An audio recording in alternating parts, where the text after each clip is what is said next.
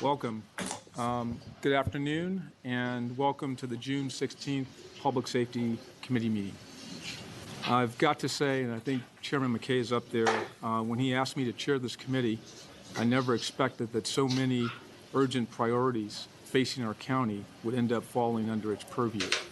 From pedestrian safety to the fire at South Alex and the myriad of issues related to the current public health crisis, I think we could all agree that there are more issues demanding our attention and items than we could cover in a single meeting. Of course, as we are all aware, there is another set of priorities and that demand discussion in this committee that we cannot afford to delay. Over the past 3 weeks, our constituents have spoken out in a loud and unified voice to demand that this board take steps to increase transparency between our community and law enforcement, as well as strengthen safeguards that protect the public from excessive use of force at the hands of law enforcement. I'd like to applaud the chairman and this board for taking action last week to accelerate the rollout of our county's body-worn camera program. I'm impressed with the ambitious timeline that the chairman has proposed and that this board adopted for the report back on a path forward. And I am anxiously awaiting staff's recommendations. This sense of urgency was, of course, necessitated by what was, in my view, an inexcusable and excessive use of force by a Fairfax County police officer in Gum Springs only a few short days ago. After viewing the body-worn camera footage that detailed that officer's actions, I was completely horrified. I share the pain, the anger, and the disappointment that has been expressed to me over the last week from our county's minority communities. With these events in mind, we will be moving today's Public Safety Committee forward with an agenda that exclusively focuses on issues tied to this incident. In my view, this is the most critical long-term public safety issue facing our community and demands our immediate attention. This has been made clear to me based on the hundreds of phone calls, emails, letters, and in-person appeals that I've received from Fairfax County residents. My office has created a matrix which has been sent out to each of the board offices and also to Chief Rossler and Dave Rohr, which includes recommendations and requests that were put forward in that correspondence from organizations such as the NAACP, the ACLU, People Power, NOVA, EAC, as well as hundreds of county residents. Unfortunately, we will not be able to respond to all of those recommendations today, but I wanted to ensure that those watching understood that we will be discussing a path forward today, which includes how we will engage the community in a dialogue on these issues, and we'll have a process that enables us to respond to every recommendation that we receive. So with that said, we have a pretty tight agenda, and what I'd like to do is move to our very first item. So first up, we have Chief Rossler, who will present on the department's use of force, and he'll also talk about our body-worn camera program. So, Chief Rossler. Thank you, Supervisor Lusk and fellow Board of Supervisor members. Reform and reconciliation. Together, they are the driving forces for fair and impartial policing, which must be products of the co-production of policing model, where our policies and procedures are developed and reviewed through engagement with our communities. Legitimacy in policing is accomplished when each and every member sworn to uphold the public's trust knows the police are the community and they derive their authority from the community to protect and serve by valuing the sanctity of all human life in everything they do. Legitimacy is further upheld by ensuring all actions by law enforcement officers are proportionate, legal, accountable, necessary in order to preserve the sanctity of human life, and equitable. The pillars of the 21st century policing reforms in the Fairfax County Police Department were established by the co-production of policing model, community engagement, employee engagement, and government leader engagement, as evidenced by the formation of the Chiefs Recruitment and Diversity Council in 2013, the establishment of the Communities of Trust Committee in 2014, allowing ourselves to have outside academic review by the use of force review and recommendations from the Police Executive Research Forum, which were completed in 2015. The recommendations for change by the final report from the Ad Hoc Police Review and Practices Commission includes use of force, transparency, mental health through our Diversion First program, diversity recruitment, and accountability by creation of the Civilian Review Panel and Independent Police Auditor. These reform endeavors have not ended as we continue to hold ourselves accountable as the noble women and men of the Fairfax County Police Department, past and present, strategically carry out our vision of ethical leadership through engagement with the community to accomplish our mission, prevent and fight crime, preserve the sanctity of all human life, and to keep pace with urbanization. We are blessed with a highly engaged community that helps maintain safe environments and co-produces policing. The reform measures communities desire all across this nation of their local law enforcement are the exact pillars of our policing modes established with our communities, which we all know well today in Fairfax County. Today, staff will discuss 3 lines of business in the Fairfax County Police Department which employ and embody the sanctity of human life, provide accountability, and ensure fair and impartial policing by reforming our culture. Our internal subject matter experts will discuss our use of force policies, training and accountability, and provide an update on our body-worn camera program, and also explain how we are taking action to examine our culture through an equity lens to promote forward thinking in all we do to recognize and respect our diversity internally in order to better engage with all our communities in Fairfax County. Major Paul Cleveland, the director of the Fairfax County Criminal Justice Academy, will provide us an overview of all the use of force changes we have made over the years, including the adoption of the sanctity of human life and duty to intervene policies and all the practices associated with that, including the prohibition of neck restraints and chokeholds that we co-produced with the community, which took effect in March of 2016. And these are under continual review by a co-production community policy team with our staff. Although our use of force changes met with national resistance, we know the value of Police Scotland's model, which is the reform we used in Fairfax County and we know is needed throughout our nation.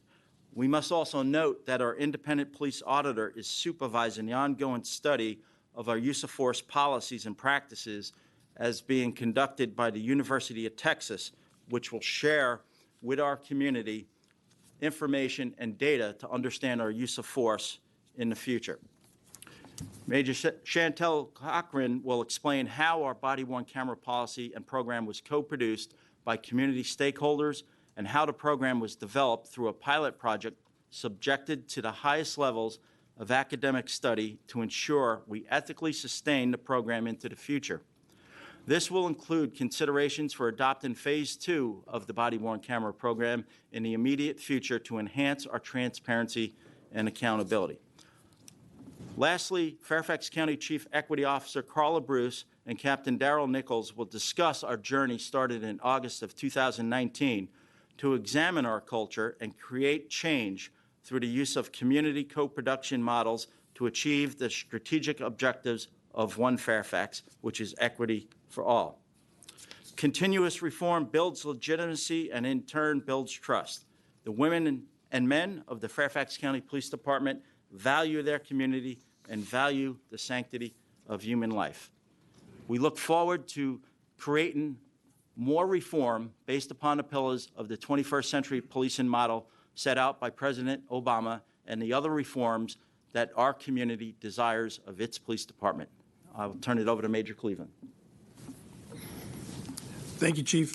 I'm just going to get right into it. The Chief touched on the number of people involved and the co-production model in our use of force policy development, and I'll just touch on some finer points. The use of force policy and practice review of the Fairfax County Police Department received a final report in June 2015 from the Police Executive Research Forum. So they were actively involved and gave numerous recommendations on how we can develop and transform our use of force policies. The revisions of all use of force policies adopted the pillars of the White House Task Force on 21st Century and PERF's use of force guiding principles, and we began to put those in place in March of 2016. The Ad Hoc Police Practices Review Commission was formed by the chief, and they gave a final report in October of 2015, also making numerous recommendations which are incorporated into our use of force policies. As the chief touched on, this is important to note that we use the co-production model. We actively engage our community, we actively engage the academic field, and we actively engage professionals in our agency or in our law enforcement field to come up with the best policies, and we're always searching and striving to get better. So I'm going to jump right into the use of force policy statement, which is the first thing in our General Order 540 when you look at it. Clearly, as you heard, the chief touched on the sanctity of human life. All of our policies regarding the use of force, that is our main guiding principle, the sanctity of human life, dignity, and the liberty of all individuals. As you go in further, force is to be used only to the extent it is objectively reasonable to defend oneself or another, to control an individual during an investigative or mental detention, or lawfully effect an arrest. So as you go through these were all policies that are, co-produced, reviewed by not only our partners in law enforcement, our partners in the academic, and also our partners in the community groups have reviewed these policies. And again, the main guiding principle in our use of force, as you can read in our first opening statement on use of force in general order, is the sanctity of human life as the focus. We'll go in. Force should be based upon the totality of the circumstances known by the officer at the time force is applied without regard to the officer's underlying intent, motivation, and weighs the actions of the officer against their responsibility to protect the safety as well as the individual's civil liberties.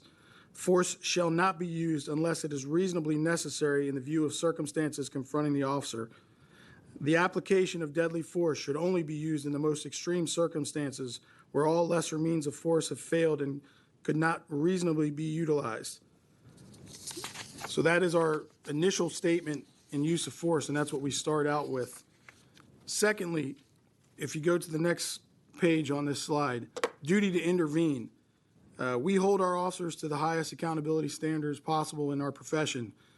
We added the duty to intervene through our engagement in our community, engagement with our best policies and practice.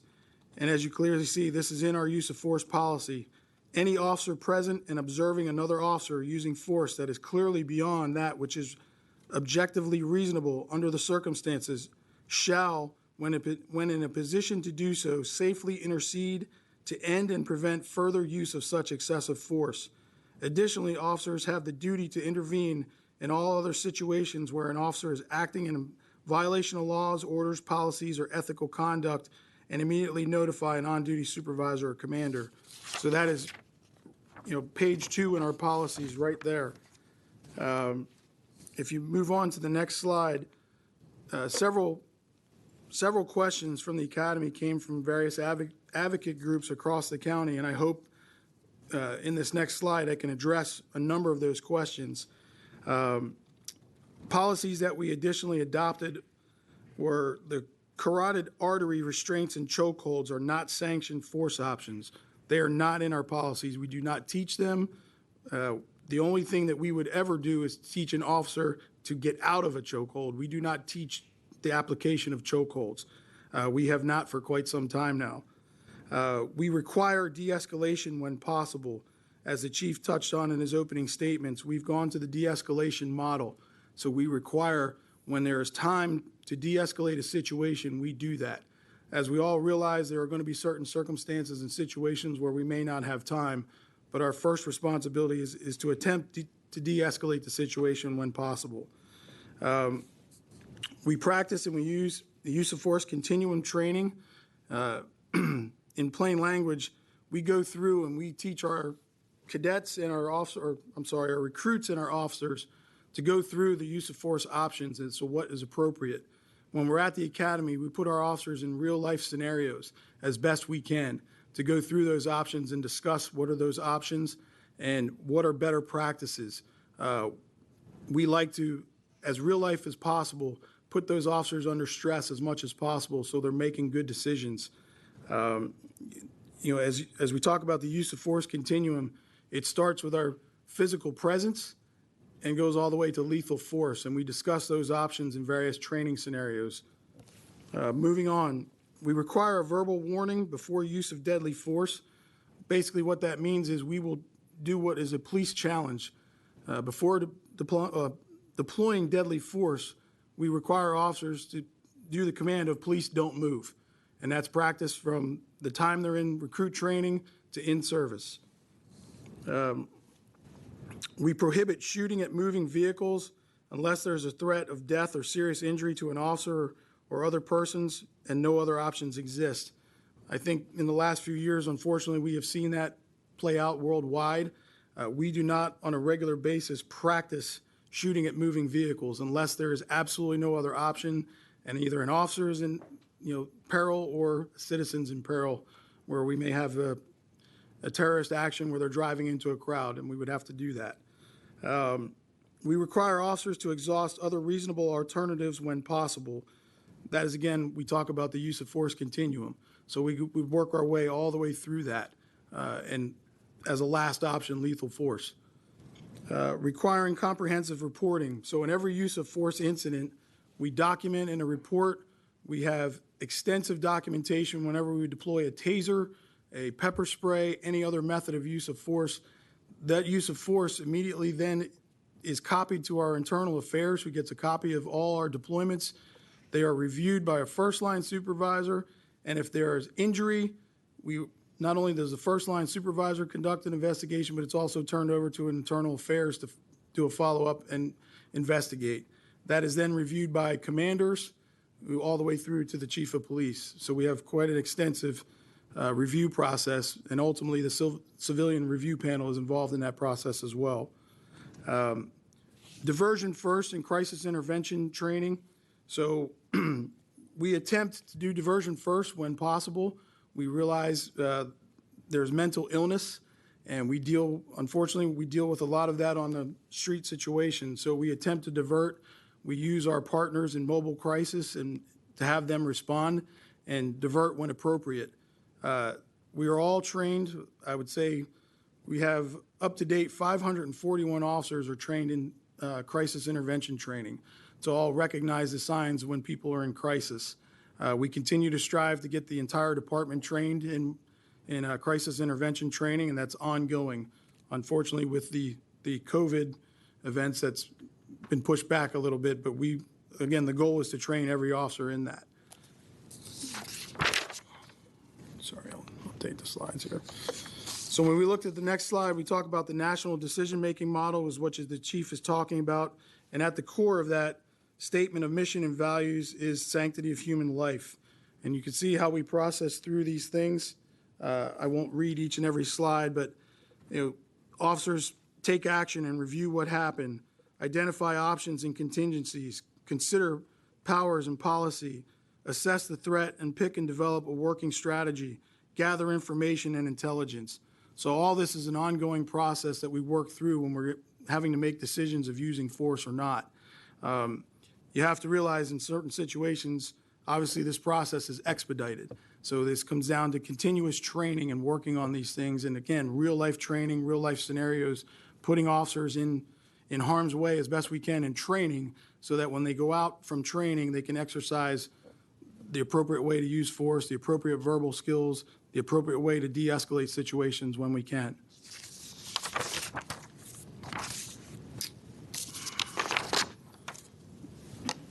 Next slide, use of force. It's important to define what is the use of force. And the purpose of the use of force is to establish and maintain lawful control to protect from harm and overcome resistance to lawful duties. Control is the ability to command or direct with or without voluntary compliance, and our goal is to gain voluntary compliance. And lastly, I think the most important part of this slide is we operate off the plain principle. It's proportionate, it's legal, it's accountable, it's necessary, and it's ethical. That's our guiding principle when we're using force, is that last part there. You know, when we assess and we review these use of force cases, we want to make sure that we're using the proportionate level of force. We're wanting to make sure that we're doing it within the legal means. We hold ourselves accountable for those use of force actions, and we will review and make sure that those uses of force are necessary and are they ethical. You know, that's the standard that we use and apply to every use of force situation. In our next slide, we'll define resistance and force. So there's what we define as three kinds of resistance. There's the passive resistance, which is an individual poses no immediate threat to an officer, but is not complying with lawful orders and is taking minimal physical action to prevent an officer from taking lawful action. Active resistance, an individual's verbal and or physical actions are intended to prevent an officer from taking lawful action, but are not intended to harm the officer. And then there's the aggressive resistance. An individual displays the intent to cause injury, serious injury, or death to others, an officer or themselves, and prevents the officer from taking lawful action. And you can see on the bottom the types of force that we would use vary. We have less lethal force option, which is any level of force not designed to cause death or serious injury. Certainly, we have deadly force, any level of force that is likely to cause death or serious injury, and excessive force, any force which is determined not to be objectively reasonable. As we talk about these different phases of resistance, again, we go back to the de-escalation model. Again, we attempt to negotiate, we talk, try as much as possible to verbally control, de-escalate the situation. In active resistance, we go through that use of force continuum. What is the appropriate level of force that we would need to stop a situation? Aggressive resistance, at that point, an officer is in full combat, so we have to make decisions as to how we need to stop that. So again, all these things, this can happen literally in seconds, and officers have to be trained highly to be able to switch in their head, switch their gears. What are they going to do? What are the options that they have, and what is appropriate? And the last part of that, the plain principle, is all of that has to be processed quickly. When we talk about the last part of this, the de-escalation, the 7 core principles, when you talk about de-escalation, the first principle, be balanced.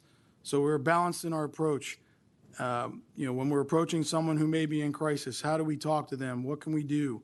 So we have to be balanced. We have to be empathetic. We have to be real about the situation that we're facing. Self-control, critical. And, being smooth, being empathetic, creating lasting positive effects, and never humiliate. All these are the 7 core principles of de-escalation that we try to apply every day out there. And again, this is constant training. We start when they are in the academy as recruits, and we do this continuously in our in-services year after year to ensure that we're getting the latest and greatest information to our officers. We're constantly reviewing our own policies and practice to get better.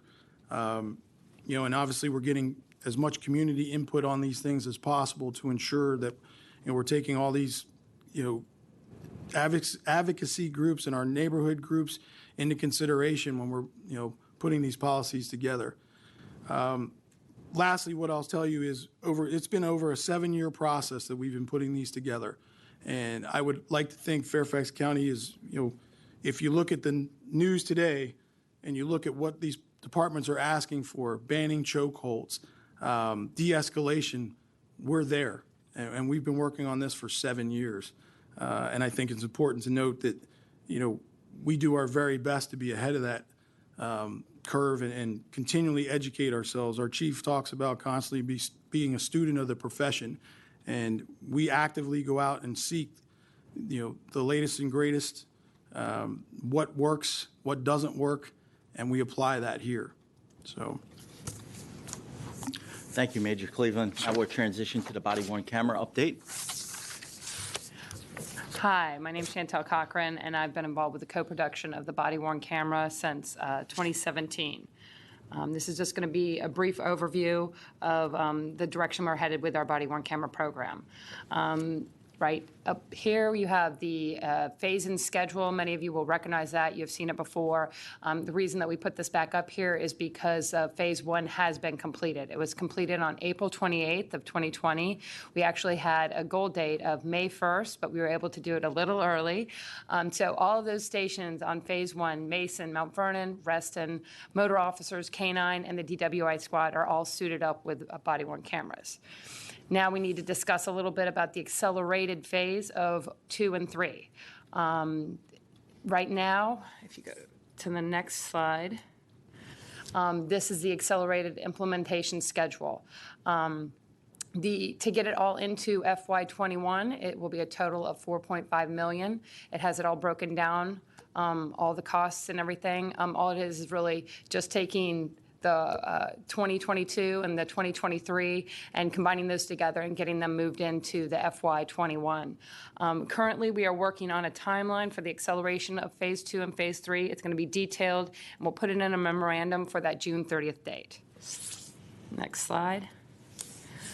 A little discussion about the body-worn camera policy. Originally, when we started this, actually, the chief started this a long time ago, and actually the summer of 2014, he started the co-production, and we rolled it out. And then when I took it over in 2014, I actually took the framework from the Virginia Department of Criminal Justice Services model. I took their policy and used that as a framework. And then we tweaked it, obviously, to suit Fairfax County and the department. And then we retained some of the same co-produce its key stakeholders and community members. We brought them back together again, and they helped us, and they gave us a great deal of input on the policy. It was very engaging to have them communicating in those meetings, so they understood some of the balancing act we had between the differing perspectives. It was presented to the Public Safety Committee, that policy, in 2015, and then the pilot program was approved in 2017. In 2018, we began the pilot program in March, and it completed it in September. And then once the completion was done, we provided all the results. We presented the results to the board, along with an academic review from American University. The co-production team continues to meet. Our last meeting was March 9th, 2020, and that was prior to the go-live phase of Phase 1 implementation. And we have another meeting that has not been scheduled yet, but I do forecast it to be in September of 2020 for that same group. The co-production, some of the stakeholders, I just wanted to remind everybody of some of the people involved. We have a lot of victim advocates in there. We have mental health and medical professionals in there. We have the Commonwealth attorneys in there. We have a great deal of people in this, and NAACP's in there. And if you'll remember, in one of the meetings that we had with the board, NAACP actually helped us and presented with us when we were asking for the pilot program because they endorse the program. Next slide. Oh, thank you. So I just want to review a couple of things that I think is important for everybody to remember about the policy. It is a 18056. The policy mandates activation and deactivation. All body-worn equipped officers shall activate their body-worn camera during their response to a scene or as soon as it is practical and safe to do so, and leave it on for the duration of the incident. We also have further language in the policy that kind of drills into that, so it gives the officer a better snapshot of all the different cases that they should be. So I'm going to really quickly go through that list. Call for service. Upon arrival at any call for service, traffic or subject stop, self-initiated event involving a rendering of public service or law enforcement-related activity, searches of persons, buildings, vehicles, searches for suspects who have fled a scene, collection of physical evidence of a crime, or transportation of any person in custody. So you can see we're very detailed so the officers understand anytime they're using any law enforcement their powers, it should be activated. I will go over here shortly on some of the restrictions to those due to privacy reasons. We do have our ITB, our Technology Bureau is currently working on some emerging technology we're very excited about. They actually have, they're testing and evaluating for holster. Well, when you remove your gun from the holster, your body-worn camera activates automatically. We're testing those right now. And they're also looking into the same type of equipment for the ECW. So hopefully we'll be able to get those in. As I was talking about the privacy and the restricted use, obviously we are trying to balance the privacy rights and the constitutional safeguards while promoting department transparency and accountability. So when we met with the co-producers of this policy, they were loud and clear, and they asked for certain things. So I'll go through a list of things that I think it's important for everybody to know. If an officer is in a medical or mental facility, they will deactivate their body-worn camera. Oops, sorry. Unless the patient is adversarial or they can predict that they're going to have to use force. That's mainly because there's so many issues on HIPAA, people's private information. You know, it's a private situation. In courthouses, we have officers power down. When an officer is responding to a police service, at the owner, let's say they have a reasonable expectation of privacy and the officer arrives at their front door, they can ask the officer to turn off their body-worn camera and the officer will comply. Now, if it changes over to some sort of a criminal event, then the officer will activate their body-worn camera. Detailed victim statements, they deactivate, and community members reporting a crime, they also deactivate. Most other circumstances, and school grounds, I missed that one. School grounds, we put in there that they will only activate the body-worn camera for law enforcement purposes only. And the reason we put that in there is because if an officer is responding to a school or if we have an SRO with a body-worn camera on, we didn't want people to believe that the officer was walking around the halls with that activated all the time. That's not true. It's deactivated, and if they have to use law enforcement reasons, then they would activate it. Next slide. And then I wanted to talk a little bit about the transparency and release of footage. It's very similar to the release of anything. It's all under a General Order 402, release of information, records, and documents. And in this policy, it says, at the direction of the Chief of Police or designee, the Public Affairs Bureau FOIA compliance section shall coordinate all release and redaction of body-worn camera recordings. So it's very similar to the way we release any of our in-car video and reports, and everything is pretty much falls under that 402 general order. And then I just wanted to mention really quickly that we do have sharing capabilities with the Office of Commonwealth's Attorney, and they have the capability in evidence.com to share it with defense attorneys. Thank you, Major. Thank you. Appreciate it. Okay. Thank you very much for those presentations. They were extremely informative. If I could start with maybe just a couple questions I'll ask, and then I'll hand it off to my colleagues on the board. And maybe this one might be for Chief Rossler. I clearly appreciate and recognize that we have very comprehensive use of force policies here in Fairfax County. As you went through the detailed analysis talking about de-escalation, force options, resistance, and levels of control, when those policies are adhered to, we don't have an incident like we had in Gum Springs.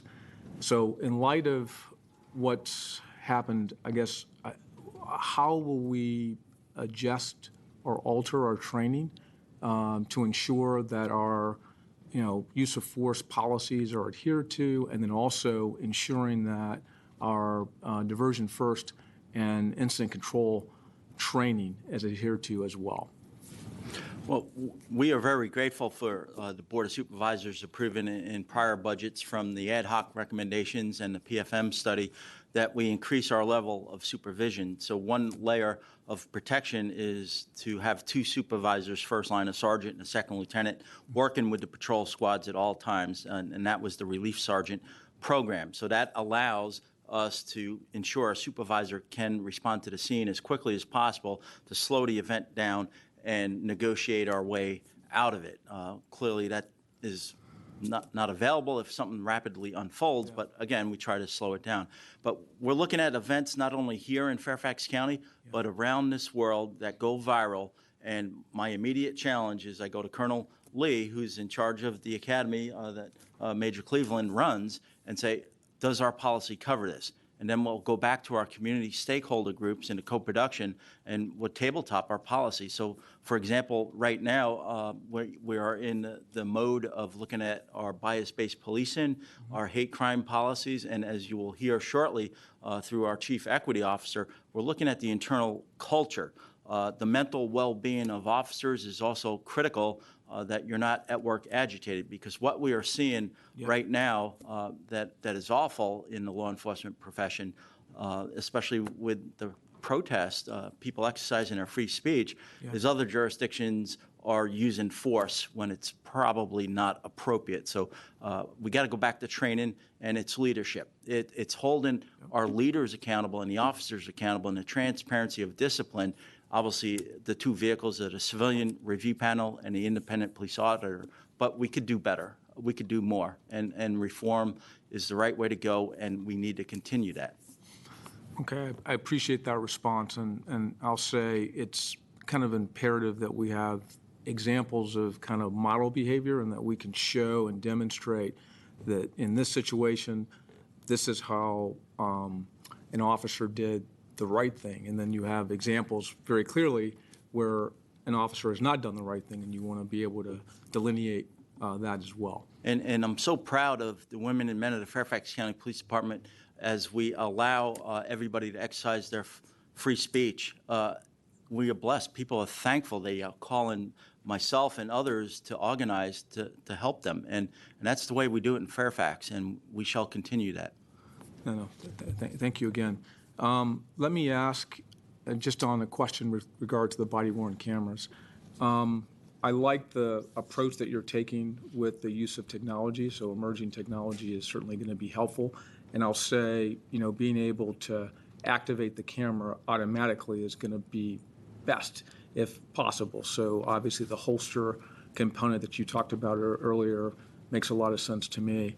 What other maybe self-activation technologies could we consider as well? So I'm thinking out loud, but clearly there are instances where if the police officer raises his voice at a pretty high decibel, or if he shouts a certain command, or even, maybe makes a harsh statement, would we be able to have that be a cue for the camera to automatically come on?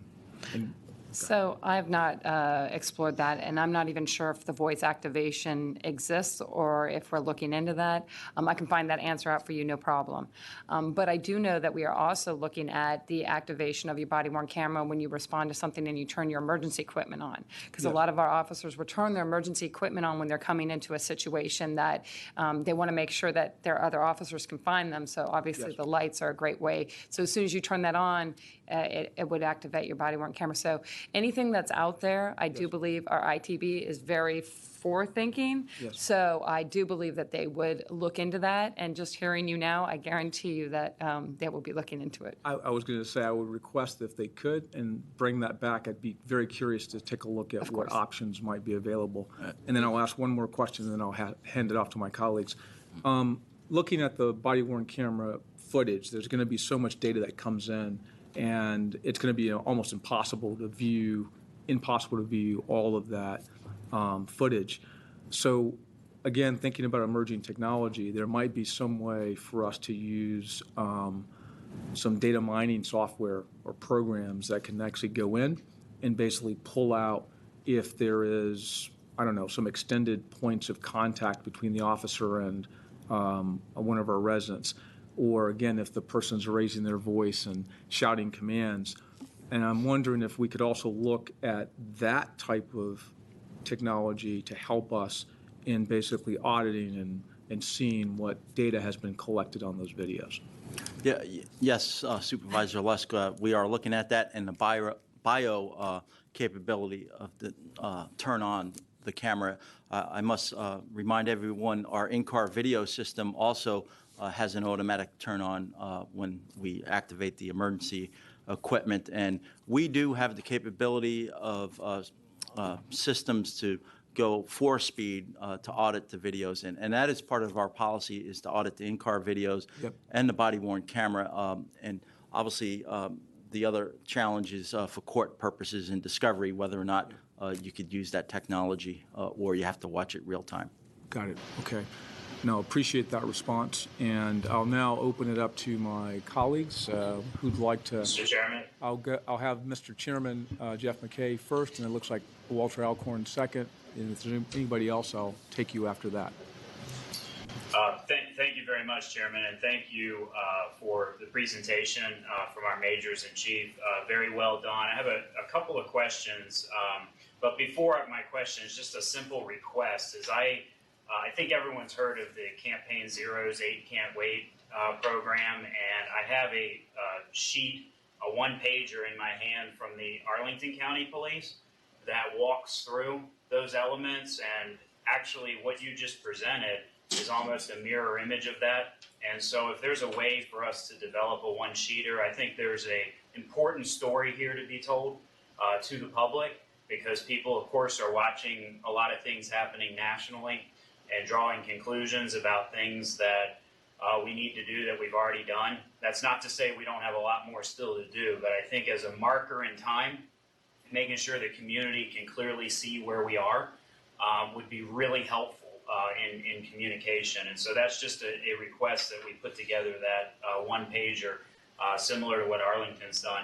My questions, and I want to drill down just on 3 things. One, the training, because obviously the training is as important as the policy, and I think we all recognize that. In the presentation, it says that twice a year we do training on use of force and de-escalation, and I'm wondering how that compares to our peer public safety groups, and if that's a best practice, that twice a year is a sufficient amount of training to happen. And then secondly, under training, the percent of our officers right now that are CIT certified, because I know we're not finished with all of that training. If you could give me an update on that for training. And then I have 2 other questions after that, but let me ask the training questions first. Yes, sir, Mr. McKay. First, your request, our responses were from that Arlington, so we're looking at probably drafting something like that, and we'll get that done for you. We took that into account with our responses, knowing that was going to probably come up. Secondly, training. When you talk about what we do twice a year, we are actually ahead of most jurisdictions our size and in our region. So we do that twice a year in service, and obviously we open the training facilities. So if squads want to do extra training, things like that, we have no problem with them coming out on their own and doing extra. We require 2 in-services a year, but that's not to say that that's all the training they can do. We have plenty of squads. We have plenty of specialty units that come out numerous times throughout the year to go over tactics and training and things like that. So 2 is the mandatory requirement, but we typically exceed that. And I'll address the crisis intervention team training. We're about 40% right now. We're aggressively trying to get 100%. We've lost a few months, and this morning I was talking to Darrell Washington from the CSB and Lisa Potter to get back online, hopefully in phase 3, to keep that aggressive schedule. And I'm real thankful for the CSB supporting us. And when it comes to training twice a year, we exceed the state mandates for training. We have our own performance-based objectives, and the state training is a lot less, and it needs to be exactly what we're doing statewide. Okay, thank you. And then a question on equipment, because we talked about body-worn cameras, but I know, and just a little trip down memory lane, but I know our board adopted a policy that I believe prohibited purchase of any type of military equipment or weaponry. And I just wanted to make sure that you could confirm for us what the policy is on that type of equipment in Fairfax County. Yes, sir. We have no military-grade equipment from the military. We don't participate in the programs. The equipment that we have is custom-made for Fairfax County, particular in our Special Operations Division. We work through the county's purchasing and supply management to competitive bid for that equipment to make sure it fits in our vision statement of keeping pace with urbanization, and it's not to be used to give an image of occupying this county or any of the communities in the county. It's to help rescue community members in need and or officers. It's not to be used to create any military visual as other departments unfortunately do throughout the United States.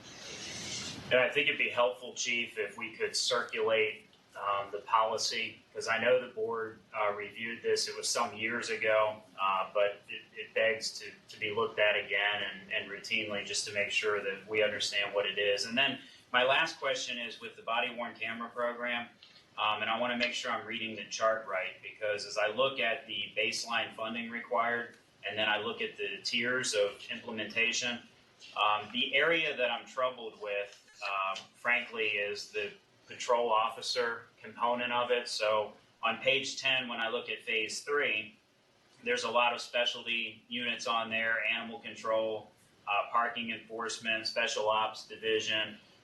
But I notice obviously Fair Oaks is on there, Franconia is on there, and Lorton may or may not be online that quickly. So I guess my question is if we were to move Fair Oaks and Franconia into phase 2, given the total baseline funding required for FY 2023 is $1.147 million. If we move those two elements of FY 2023 into FY 2022 so that all of our patrol offices, kind of the frontline folks, would have body-worn camera equipment deployed, is it a financial, I can't imagine, I will say, as budget chair, I don't think that's a financial constraint, but operationally, would it be a challenge for us to do that? And if so, what is that challenge to try to accelerate at least those two existing stations to come online in FY 2022 with the rest of the patrol officers in the county? Very good question, Chairman. We are locked into a 5-year contract, so we have absolute flexibility. And from an operational perspective, if we wanted to rearrange the priorities, we could do that. It is not an issue. Okay, I think that's good to hear, because I think we'll want to have a conversation about that. Obviously, getting them to as many officers as possible is good, but those patrol officers in particular from those stations are usually the first folks having conversations or intervening with the community. And so from an equity standpoint, I think we need to look at it through that lens as we move forward. But excellent presentation. Appreciate that we've come a long way. This has been a good walk through history for a lot of us, but also certainly appreciate the expression that there's still improvement we can make as a department and community. I think to be the best, you got to constantly evolve, really pivot, and continue to display best practice. So thank you. Thank you, Mr. Chairman. Thank you, Mr. Chairman. I'd like to now recognize Supervisor Alcorn. Thank you very much, Supervisor Lusk. Well, first of all, thank you, Supervisor Lusk, for your leadership on this. I know this is not what you expected to be doing with the Public Safety Committee, but this is really important for the county, and I know the board appreciates it. I do look forward to the public engagement process. I think we're going to be talking about that more in a few minutes. Because we have, I know many of us, and I believe your matrix that you sent around, Supervisor Lusk, reflects this. Many of us have received a number of ideas that I think are worth further discussion and evaluation. I did want to focus just a bit on some of the issues you raised regarding technology and some of the questions you raised. I think I have this feeling that during the coming months, there's going to be quite a bit of attention paid to technology used in our public safety systems.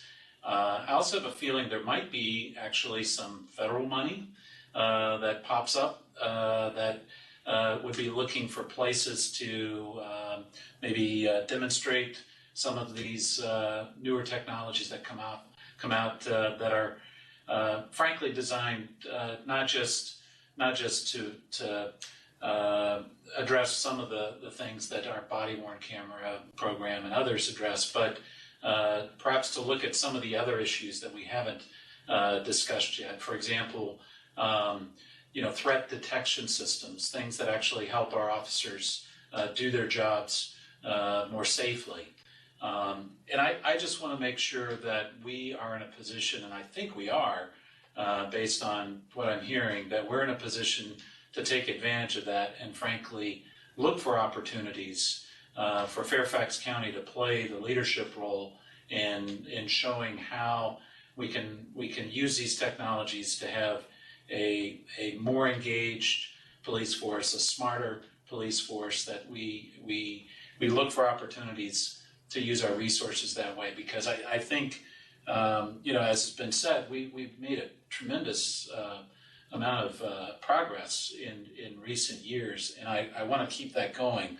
And one last piece of information that I'd be looking for, and I have to say, this is all new to me. I haven't been on the board very long, and I missed a lot of the fun over the last few years, but I would be interested in getting just some basic information, and perhaps if someone in the police department could point me at some point after this committee to the right place where I could see.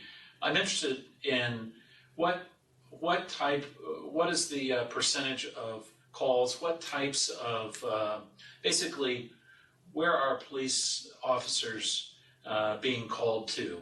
Whenever a call comes in, how many are for traffic stops? How many are for, domestic abuse situations? I'd be very interested in getting a better sense of just how our police department is being used in the community and what services are being called for by the public. So anyway, I think that'll, for me at least, that would help frame some of the discussion that I think we'll have over the coming months on these topics. So thank you very much, Mr. Lusk, for all this. Thank you, Mr. Alcorn. Mr. Chairman. Yes, Madam Vice Chair. Thank you, Mr. Chairman. And thank you to our police department and its leadership for the presentation and for all the things that we've done over the last many years. 7 years ago, it was an extraordinarily painful time. I don't think any of us wants to repeat that.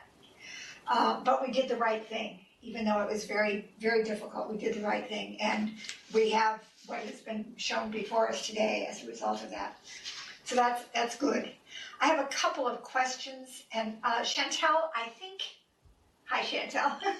Chantel used to be, we worked together at the Mason Station. I think you mentioned something about officers going into schools, but I see that SROs are on the to be determined list, after phase 3. Were you talking about an officer who is not an SRO who might be going into a school? Correct. We've not decided on the SROs yet. That's something that the boards will decide. Okay, thank you.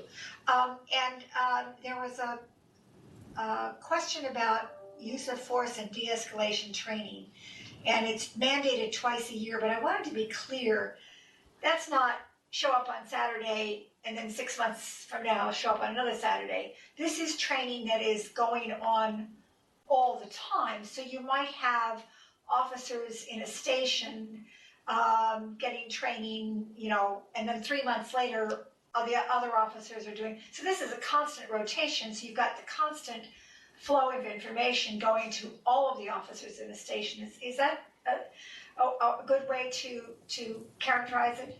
Yes, ma'am, that's accurate. Absolutely. So we have the twice a year that's mandated by our department to go out and demonstrate those skills. And that's as the chief touched on, we're ahead of the state level, but we are constantly evolving. We are constantly doing continuous training.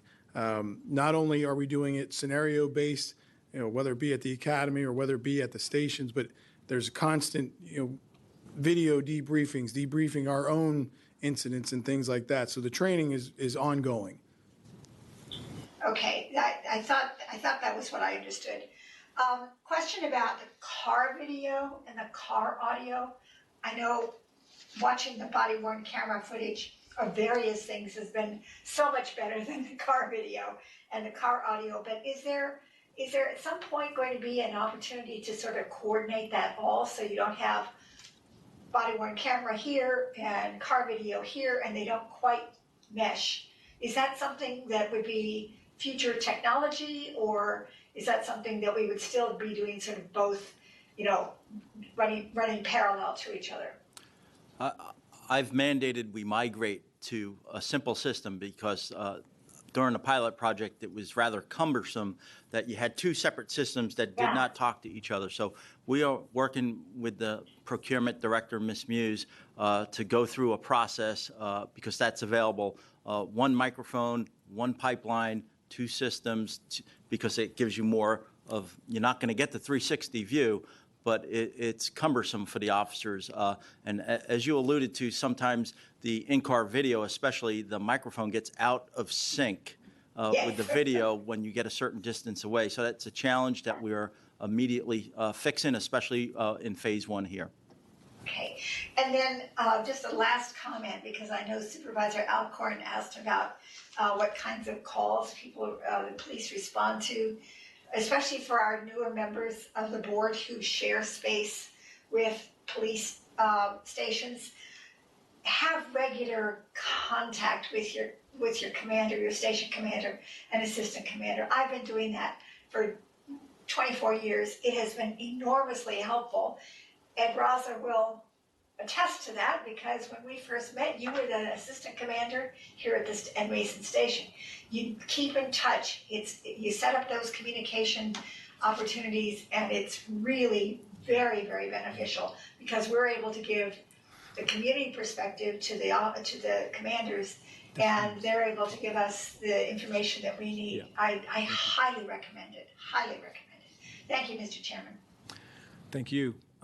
Any other members would like to? Mr. Chairman. Mr. Chairman, this is Stork. Okay. Mr. Chairman, Supervisor Harity. Supervisor Palchak first, Supervisor Stork, Supervisor Harity third. Oh, okay. Thank you. I appreciate it. All right. Thank you, Mr. Chairman. I appreciate it. Thank you, Chief, and your team for doing this presentation today. Because we're having the wider conversation next, I just had a couple of specific questions regarding the body-worn cameras. And I guess, well, first it's just a plug for the public outreach. I would love to know what the plan is for training and educating our public, doing that in a multilingual format, and how we better help share the information about what the cameras are and what people's rights are related to the cameras.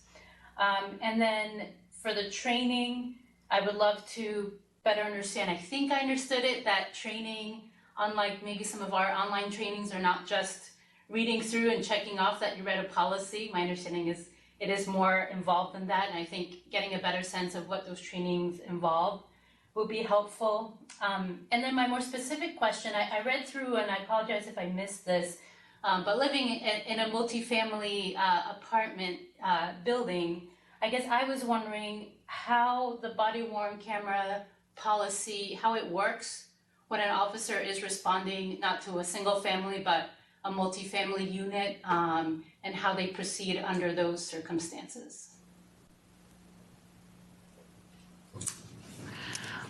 So I just want to let you know, when we had the policy, the pilot program, we did a lot of media press release, and we continue to do that through our implementation. So our media has been very helpful. We had a press release on it, and a lot of cameras came out, and we had a lot of response back from the community. So I feel like the community definitely knows it has come out, and most people are very comfortable with it. Also, the American University survey, where we were calling people, American University was calling people. That was a very big educational piece, and the release that he made as well was well received by the public.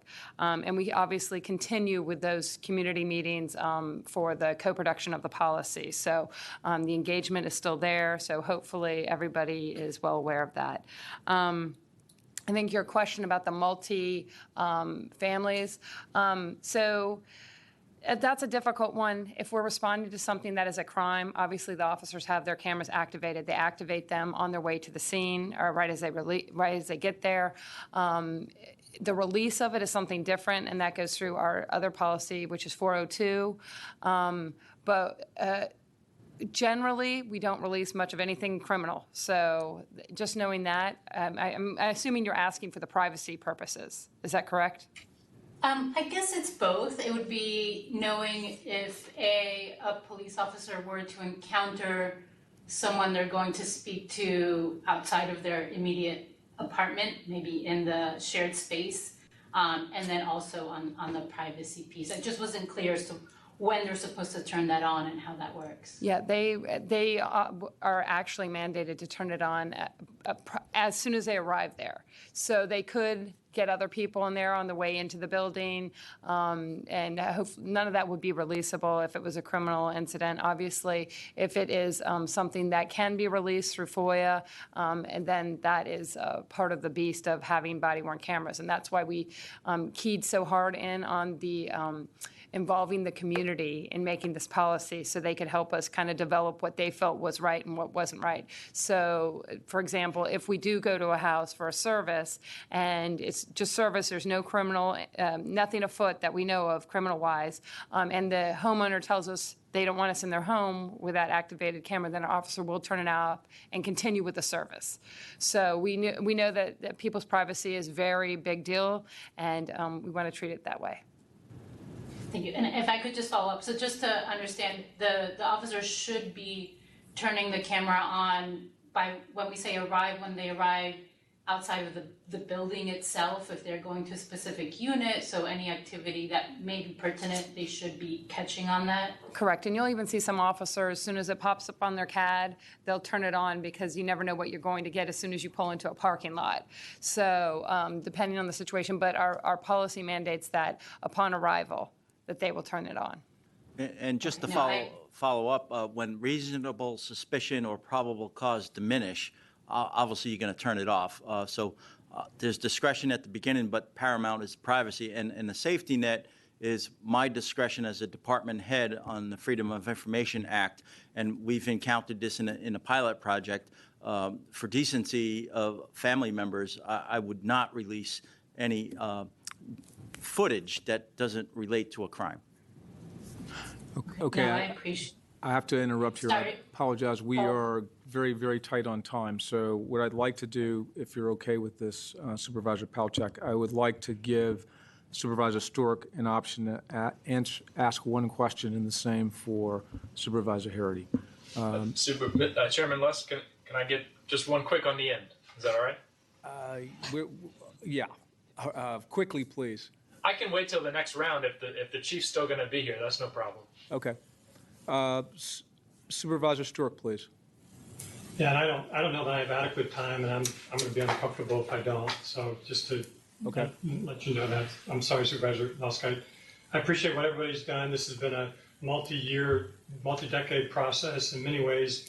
I greatly appreciate where we are and want to thank not only our current but also our past board leadership, as well as the chief public safety folks for getting us where we are. We clearly are in a wonderful position, but we know we have more to do, and that's the core, I think, of the conversation, more of the core of the incident that took place about 10 days ago.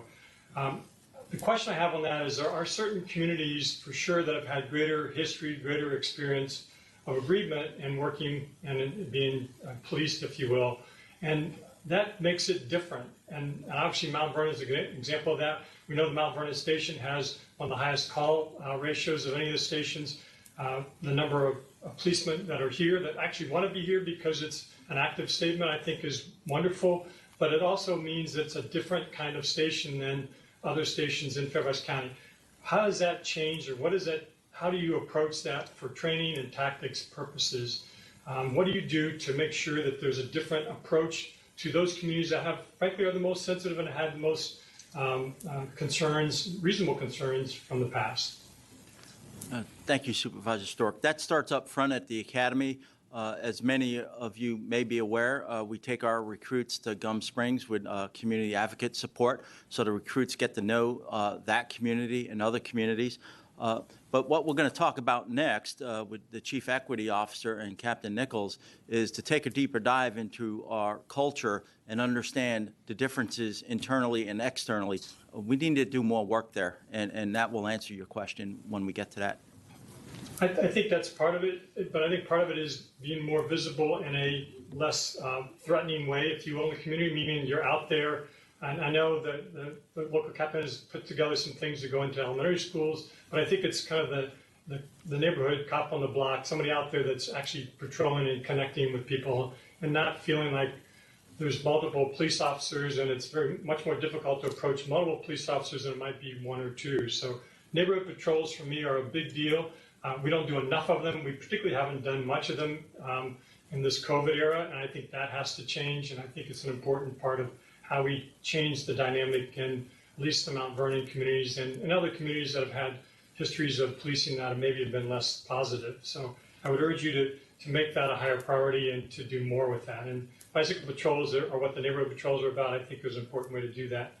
And my last question, given the shortage of time, is the question about civil response units and whether or not Fairfax County has participated in any, if you could address that specifically, and then in turn, the use of body cameras in civil response units.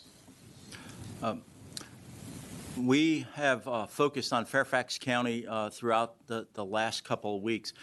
In the beginning of the unrest in the United States, Prince William County asked for support weeks ago, and I authorized that support to protect their command post in general, so we did not actively engage on the street. But as the unrest ramped up and continues throughout the nation, we are not going outside the confines of Fairfax County because we cannot afford to loosen up our staff. We need to protect our county, and as all of you have seen, we have provided safe places and spaces for the exercise of free speech. And right now, I am not in a position as your chief to send our civil disturbance unit into certain other jurisdictions because I am very uncomfortable with the transparency of their tactical operations.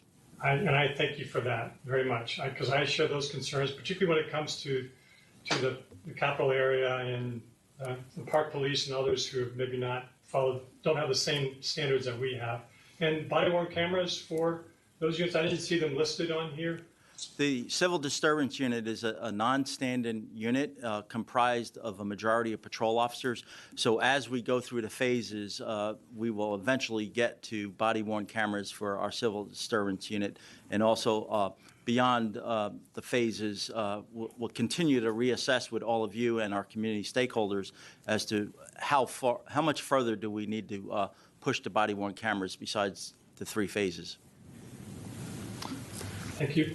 Okay, I'm going to have to take the chairman's prerogative here, and I will allow Supervisor Harity and Supervisor Walkinshaw to ask a question first after we've had the second presentation. So at this time, I'd like to welcome Carla Bruce up for her comments specifically from an equity perspective and helping to frame a path forward with regard to public safety.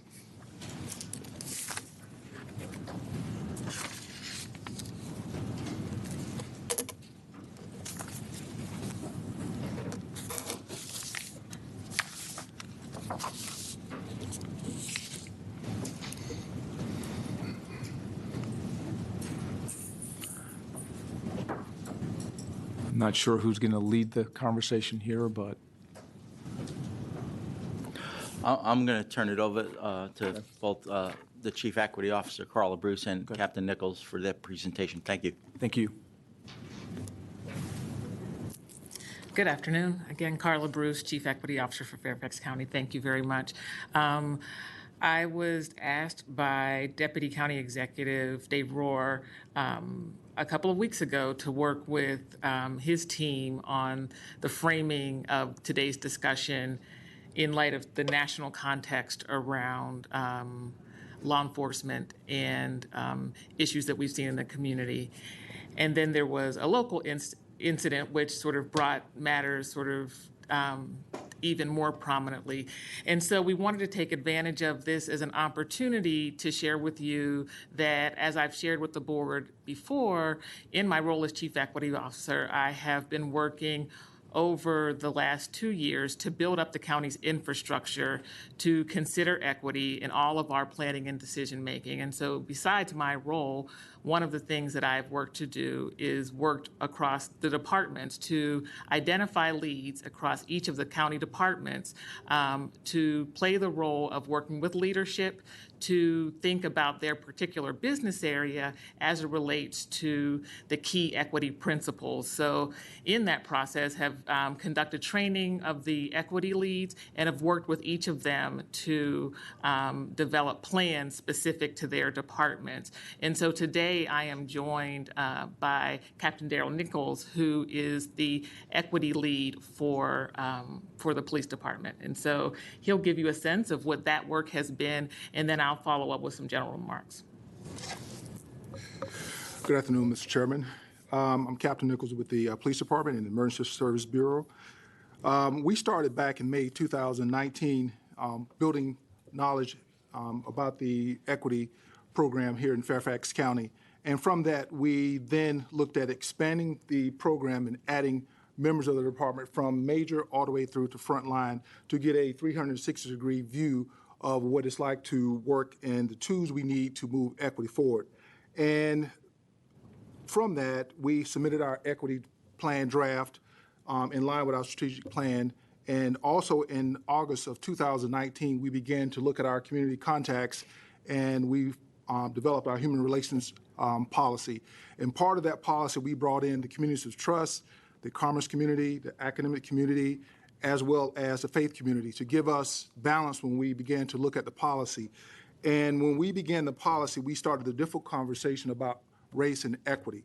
Part of that discussion, I asked everybody to step in a very difficult space and a brave space to talk about race and equity. We went back as far as 400 years and talked about law enforcement and the communities they served.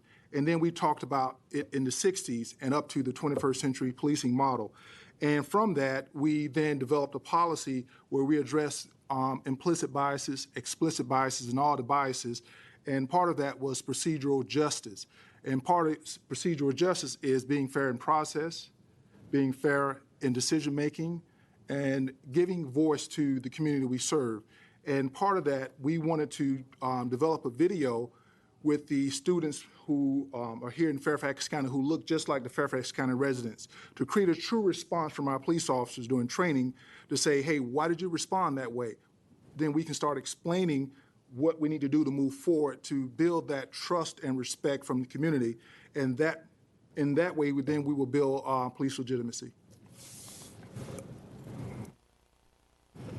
And so what else I can share is, again, in my role as with the members of the board, I too hear regularly from the community. And I would say in reaction to the national incidents as well as the local incidents, the community has come forth with, their thoughts, ideas, suggestions that I really think it's important that we consider. I think it's, the earlier presentation showed that there's been a number of policy and practice actions that have been implemented by the Fairfax County Police Department with the support of our Board of Supervisors. And I think that that is worth noting and making sure that our community is aware of it.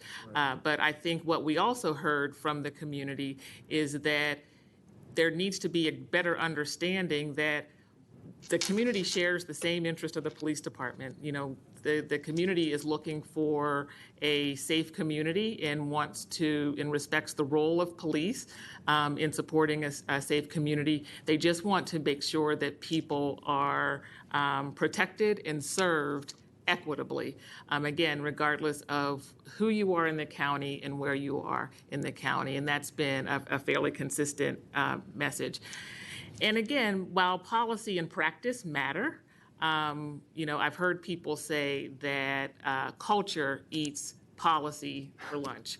And so, it's important that we think about the culture and the values of the organization and what's necessary to change those, that culture and values to make sure that, the values that are stated are actually the ones that are upheld, and that the culture is one that's conducive to the types of policies and the reforms that I think our police department has implemented over the last couple of years. Now, I think to get to policy, to get to culture, you have to think about what influences culture. And I think there's a lot of work to do there. I think that, culture is influenced by history. As Daryl mentioned, the history of the institution of policing dates back to the institution of slavery, and it has to be acknowledged as such.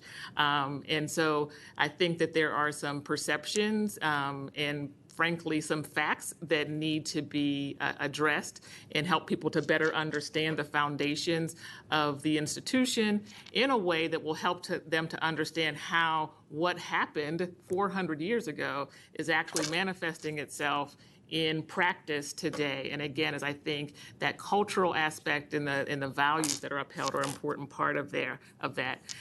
When we talk about things like body-worn cameras and other sort of technological fixes, I think the other thing that we've heard from the community is that is appreciated, but it only works if the underlying factors that create the situations are addressed. So I think we've heard from the community an interest to take a broader view of public safety, and one that would be inclusive of understanding the root causes and underlying factors and putting as much emphasis into addressing those as to sort of applying the technological fixes. Yeah. And then finally, I shared with the board when I was with you previously with the health department that there's just a fundamental distrust of government in the community, and particularly amongst the communities that are most negatively impacted in these situations, and that is something to acknowledge and something that needs to be addressed. Next slide. So as I mentioned, part of the work that I've been doing in my role as Chief Equity Officer, working with Daryl and the team that he has brought together in the police department, is to think about the path forward. And I think it's important to mention that this has been a path that we've been on for well over a year, right? So I think because we have this relationship, because there is a structure that's already been built, because there are relationships in the community that have been forged, we are on our way toward a good path. But that doesn't mean that there isn't room for improvement. And so, as you mentioned, Chairman Lusk, if there are, suggestions and insights to be heard from the community, I believe the structure that's been created has created a good platform in order to hear and vet those considerations, as well as to inform the community about things that they may not be aware of. Again, the piece about trust is important, and to acknowledge why trust may have been damaged from personal experience, but also just from this collective history that folks share, looking at incidences that have happened across the country and over time that really help to inform and frame the way that people think about police in their community. And then finally, I just mentioned the importance of data. So data tells us a lot of information, and I often talk about this notion of targeted universalism. We can take universal goals, but we have to be very targeted in our approaches.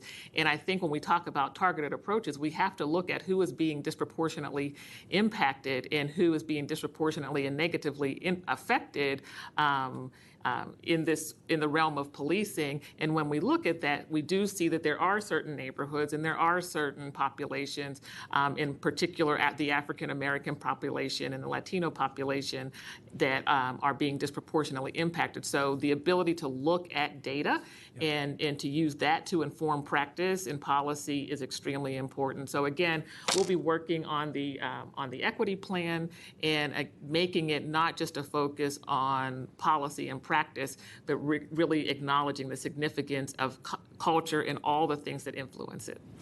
No, thank you very much, Carla. That's very informative and certainly helpful in many ways. Maybe what I'll do before I get to the Q&A is I want to be clear in making a couple of points here. And the first is we are going to have to work on reestablishing the trust with the community and really extending a bridge. And the best way for this to happen is going to be through dialogue and communication. So Chief Ross and I have already started conversations about this, and I know that ultimately the intent is that we will get out and meet with folks in the community and different groups, as many as we can, and I'm committing to go out as well with you. And then, Carla, I think we would certainly want to engage you in this effort where you are able to support. And then I would make the same point to my colleagues for those communities in which we are coming into their individual magisterial districts. The intent here is that we want to get as much information, recommendations, and suggestions on how we can make change within the police department. And we've got to do a pretty good job of cataloging, and I think we've already started this matrix. The matrix has a number of recommendations that we've already received, but we want to continue to bring those recommendations in over time. The next step for us is going to be sharing those recommendations with the police department and getting their feedback. And then we also want to share these recommendations with different groups within our community. So from the standpoint of the citizen review panel, communities of trust, and other groups that we will identify, we're going to give them the opportunity to weigh in on each of these recommendations. So the intent, as I see it, and I guess I'll listen to my colleagues here as well, is that we want to be able to provide a response to every single one of these recommendations. Now, recognizing that some of them are going to take a little bit more time to kind of work through, we would like, and again, the board, with their consent, is to have these recommendations coming back to this Public Safety Committee for kind of a final review and then disposition, as it means saying it to the Board of Supervisors. So I would anticipate that we'll be spending more than likely the next couple of months kind of out talking to different groups, collecting as much of this information as we can, and then going through this exercise of analyzing it and then coming up with some recommendations from our specific groups. And we would anticipate that this could come back to this body at some point in the latter part of, say, September. So looking to have September as the target for us to review them as a Public Safety Committee and then have those go on to the board for some disposition. I will make a point here, and that is if we have concurrence and there's some issues that we can kind of move forward quickly, I'll call those quick hits. If we have the opportunity to do that, I think with concurrence with the Chief of Police and the Chairman and others, we can share this with the board and make some decisions on those. But I want to be clear in saying we want to get as much feedback and then to review it and make a recommendation so that everyone feels that their voice has truly been heard. So with that, I made a commitment to allow Supervisor Harity to be the first up, and then Supervisor Walkinshaw, you are second. Yes, Mr. Chairman, and sorry, I will take Supervisor Stork's route. I probably will not be quick, but I feel like I need to say what I need to say and get it out there. And I don't think Major Cleveland's still there, but I want to thank him. Supervisor Harity, I apologize not to interrupt you on purpose, but we have 5 minutes So I got it. keep that in mind, and that there are other people Okay. who want to speak. Want to thank him for everything he does, because really training is so key to what our officers do so well day in and day out. I've been talking with an awful lot of our officers lately, and especially over the last 10 days. And I think we do need to address an elephant in the room that I don't think has been addressed. We've talked a lot about the community in crisis, but our police department is in crisis.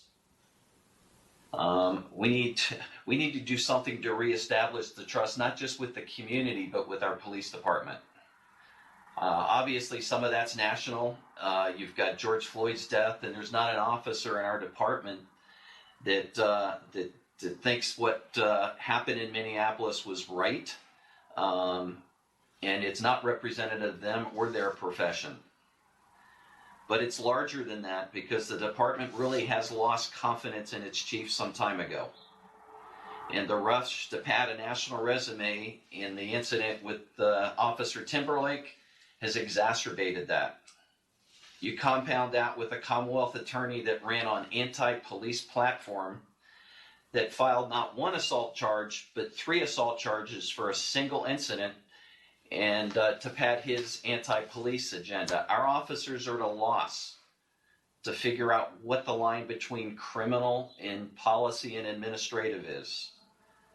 There's not an officer that I spoke with that thinks that Officer Timberlake could have handled the incident much better, especially with a person, even with a person high on PCP. But no one believes that that action rises to the criminal level. They also feel abandoned by their elected leaders. I've talked to a lot of police, a lot of citizens in our community, and they are very supportive of the police. And I see Carla Bruce's first bullet point that community members really do support the police, and some of that support's been flowing into our department. Our department's been ahead of the curve on all this, as Major Cleveland's presentation showed, and the 8 that Chairman McKay held up. We're already there on those, and we've trained on those, and we've got a great police force. We've had 19 resignations in the last 10 days. Unless we do something to address our department, not just our community crisis, but our department in crisis, we're going to lose the ability to say that we're the safest jurisdiction of our size in the country. And once you lose that, it's really hard to get it back.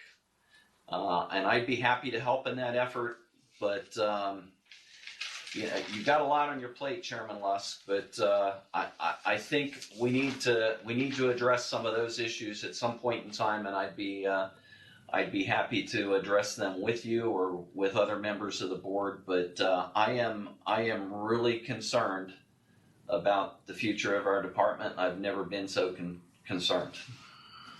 I'll say this, Supervisor Harity, that's not lost on me either. So what I would suggest is, and I've already made an extension to the police union that I spoke with just a couple of days ago, that I'm willing to come out and talk to the officers specifically that are part of their membership to address issues of how we collectively move forward. I mean, there's a gulf, and we're going to have to close that, and that's going to require communication and commitment. And I'm committing to give time to do that, and I'll chat with you about this further as well. So thank you. Okay. Thank you. And if I can just add, I've been very fortunate here. No, I'm talking about. We do need to reach out to the community too. And Carla's second bullet, I've been very fortunate to have a captain and a lieutenant here that do a great job of the community outreach. And there's a lot we can do with community outreach, and we need to do it. We've got the officers that know how to do it. So I'm supportive of all these efforts, but we need to also add the police to those efforts. They're on my list personally as well. Supervisor Walkinshaw. Okay, thank you, Chairman Lusk. And I just want to start, maybe in furtherance of Supervisor Harity's comments, Chief, I just want to praise the officers specifically from West Springfield for their conduct during several of large protests that we've had in the Braddock and Springfield districts in the last several weeks. They were proactive and professional in making sure that people could exercise their First Amendment rights. And I was there, I saw you there. I personally thanked as many of the officers as I could. I'm sure Supervisor Harity was there and did the same also, but they did a great job.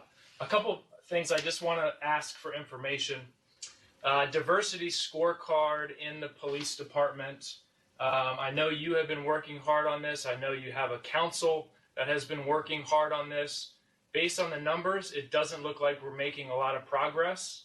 I'd like to know why and what we need to do to make more progress. Marijuana decriminalization, July 1, 2020, just a couple weeks from now, laws passed in the General Assembly this year go into effect. I imagine that's going to be a big shift for the department. I'd like to hear more about your plans to manage that. I imagine other board members would as well.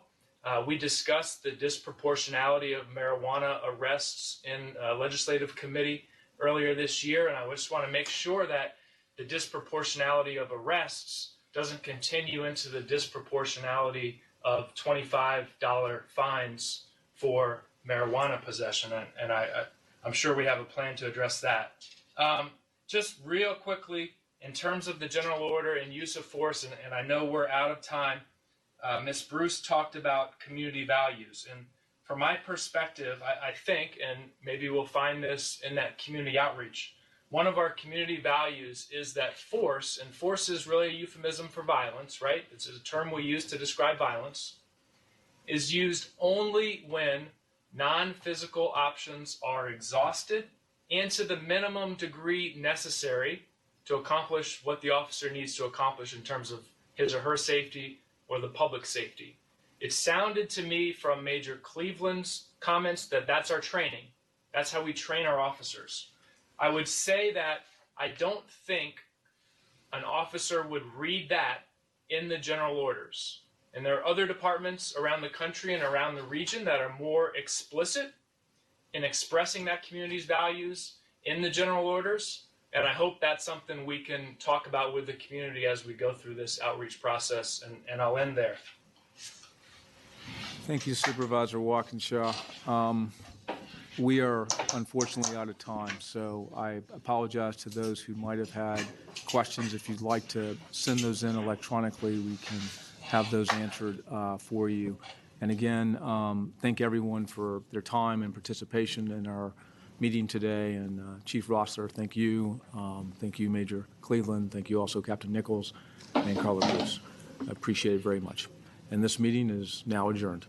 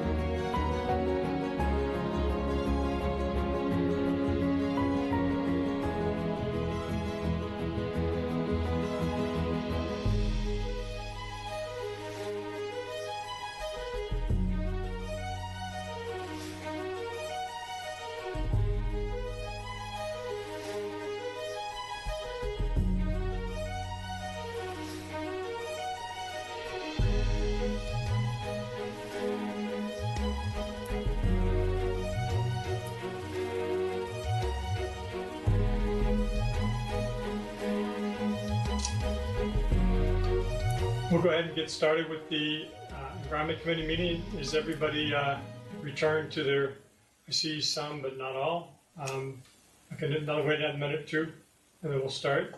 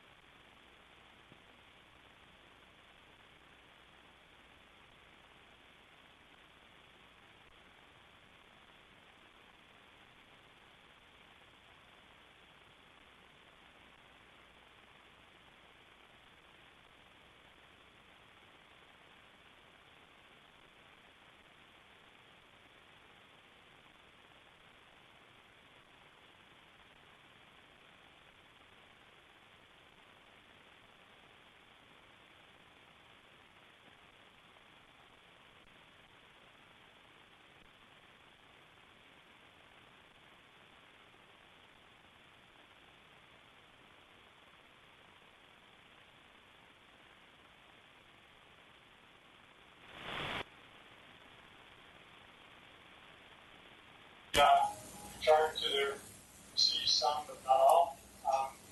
Wait a minute or two, and then we'll start.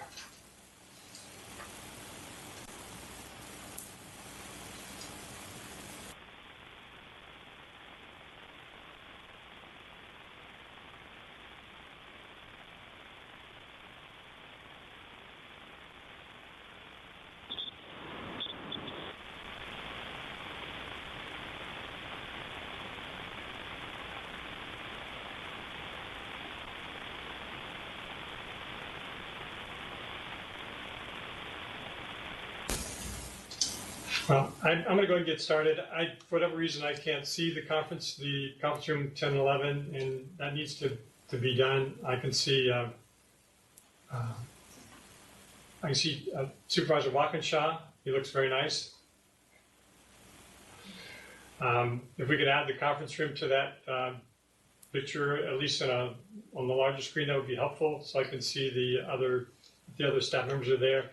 I thought I would try this remotely. It may not work, so I may not do this again, but we figured we'd give it a try because it's mostly presentations today by staff. If I could get something that identifies that we have conference room 10 and 11 up on the screen so I can see who the presenters are, that they're in place. Supervisor Stork, can you hear me? I can hear you now and I can see you now. So that gives me confidence that we are about ready to start the committee meeting. So thank you. I will go ahead and begin. First off, I want to thank everybody for being here and particularly I know the Supervisor Lusk, who headed the last meeting, the Public Safety Committee meeting, in a very difficult, challenging time to do that, and one where I know that we all deeply appreciate and recognize and value the police officers who truly have made and have helped to make Fairfax County the safest jurisdiction of its size in the country. And for that, we know the core of that is the police officers, the folks who are doing their duty every day, and the leadership that's helped to realize the changes that we also recognize are important parts of having one of the safest police jurisdictions of our size and a police force that does an excellent job. So I particularly want to thank Captain Ruck for his work with the number of the marches, the other activities, and in fact, the volume of activity that they've had at the Mount Vernon Station in the last couple of weeks. And they've done a stupendous job in managing that. There are many other challenges in our society. I think we all know that. It isn't just about the latest public safety and civil disturbance issues, but it's also COVID, which has had a major impact on us. And then the focus of today, which is going to be about climate change and what is another, and I would argue, an even greater impact on all of us. I spent the last couple weeks individually talking to my colleagues, making sure that they were aware of the different issues that we'd be bringing up to this meeting, as well as having to make sure that they have an opportunity to provide input to the committee's agenda and the different issues that we're going to discuss. And to a person, I heard the importance of climate change and how do we go about addressing it. Now, there were obviously different ways and approaches that people might have for doing that. but there's no doubt that that was one of the more significant issues that people kept bringing up. Those of you may recall that 10 years ago, we had a major task force, energy task force of the Board of Supervisors, and they had a wonderful report that they issued, which had a number of recommendations in it. It was called the Fairfax County Chair's Private Sector Energy Task Force, Report and Recommendations for the Board of Supervisors. And that was a follow-on to the Cool Counties Initiative, made a number of recommendations, a number of approaches that they thought and believed could make a difference for all of us. And a lot of those were kind of subsumed by the economic, the Great Recession that we had. And that truly cost us almost 10 years in the process. My point to you today is that we cannot afford another 10 years of not aggressively moving forward with addressing the environmental needs and climate change issues that we have. This truly is a decisive time in our history for environmental issues. I know that my colleagues broadly share that and support that. Today we have a particular presentation which is going to focus on climate adaptation and resiliency planning and updating our green building policy. Those two are essential parts of trying to and beginning to address some of those core issues that we have in Fairfax County, but issues that really affect the whole world. We truly must look at how do we, as we restart our economy, how do we do that in a more ecologically friendly way, i.e. in a carbon reducing way. And if we don't do that effectively, then we are clearly going to have even more difficulties next year, the year after that, in trying to get a handle on this. We pledged to have 20% reduction in our carbon gas emissions 10 years ago, and we are still challenged to try to make that, and then in turn, in a matter of a few more years, a 50% reduction. So to do that, it's going to require all of our efforts. First off, I want to start with did anybody have any questions or changes in the prior Environment Committee summary notes? If you want to raise your hand or just identify if there are any changes that you wanted to make in the previous Environmental Committee summary notes. Hearing and seeing none, we will have those stand as a record of our last meeting. And then with that, we're going to move on to the resiliency presentation, and Kambiz Agazi. Kambiz, if you could go ahead and get us started. Thank you, Mr. Chairman, members of the board. Kambiz Agazi, the Director of the Office of Environmental and Energy Coordination. First, I'd like to thank the OEEC team, Kate and Susan, who I believe are on the line, for their contributions to the Adaptation and Resilience Memo, which was dated May 6, and this presentation. This presentation is largely a summary of the May 6 memo. I obviously can't cover everything that was in the memo. Hopefully the board has had a chance to review the memo. And I'll say, I'm going to quickly go through a few slides talking about the need for climate adaptation and resiliency. Then I'll get right into the planning process.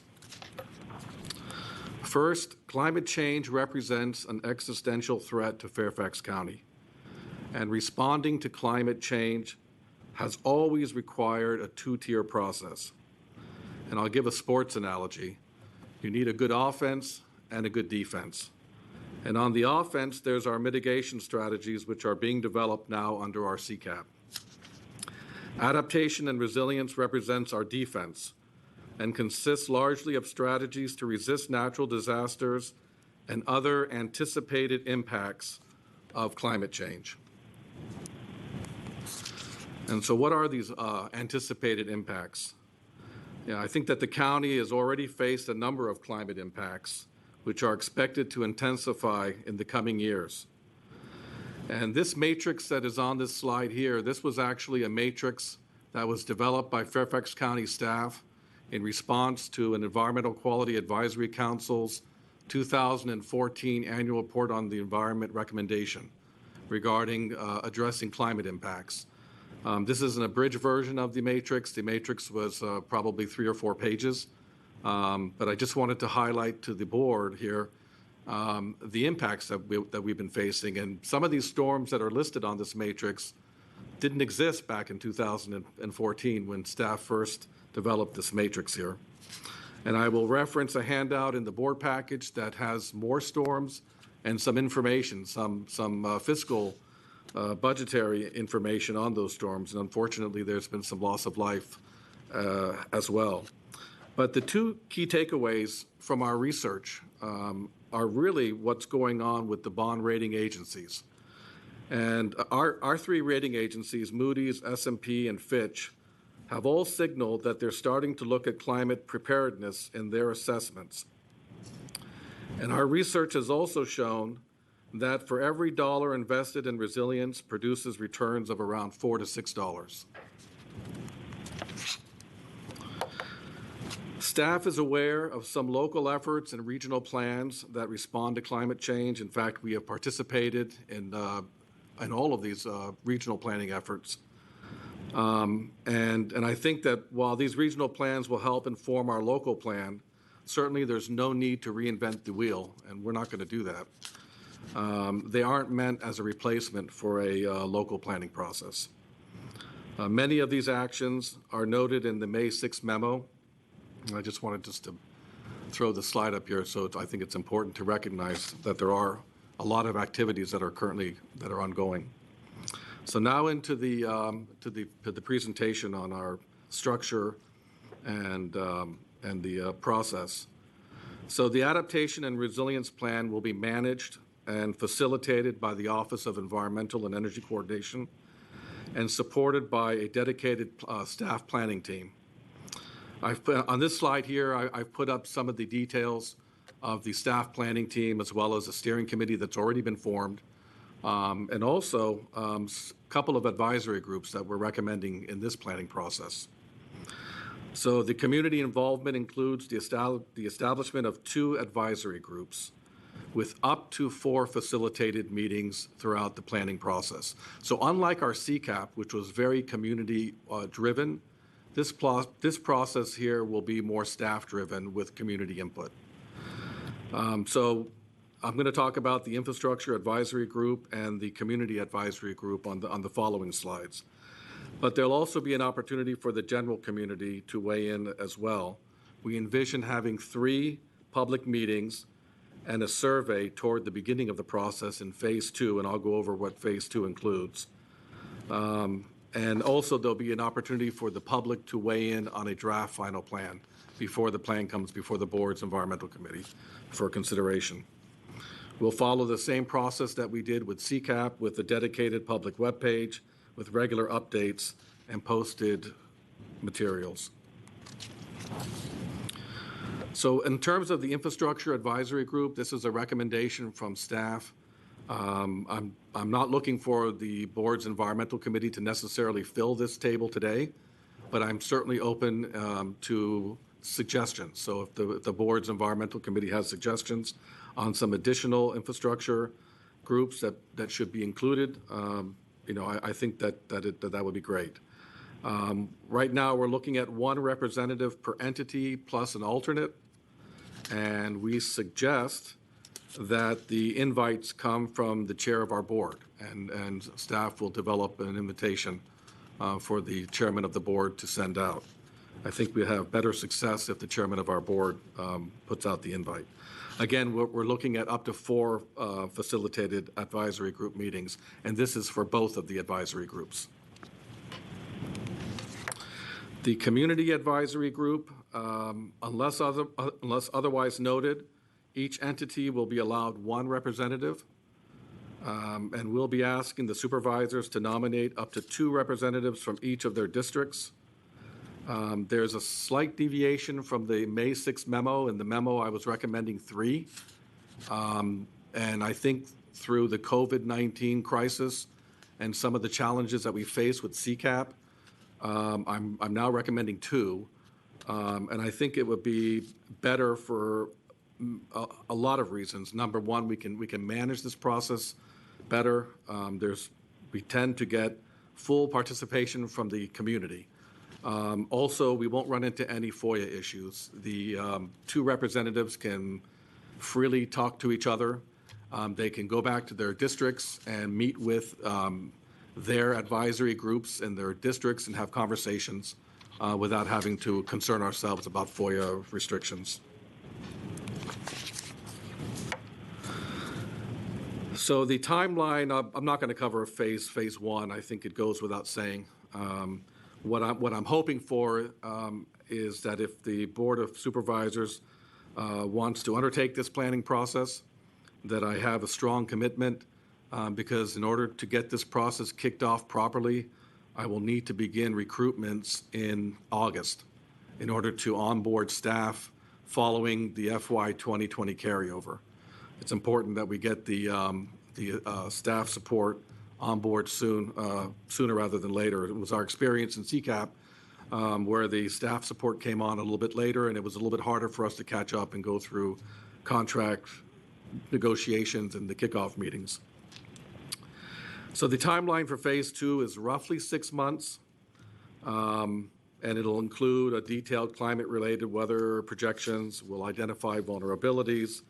There'll be a detailed policy and regulatory audit, and we'll have at least one facilitated advisory group meeting in this.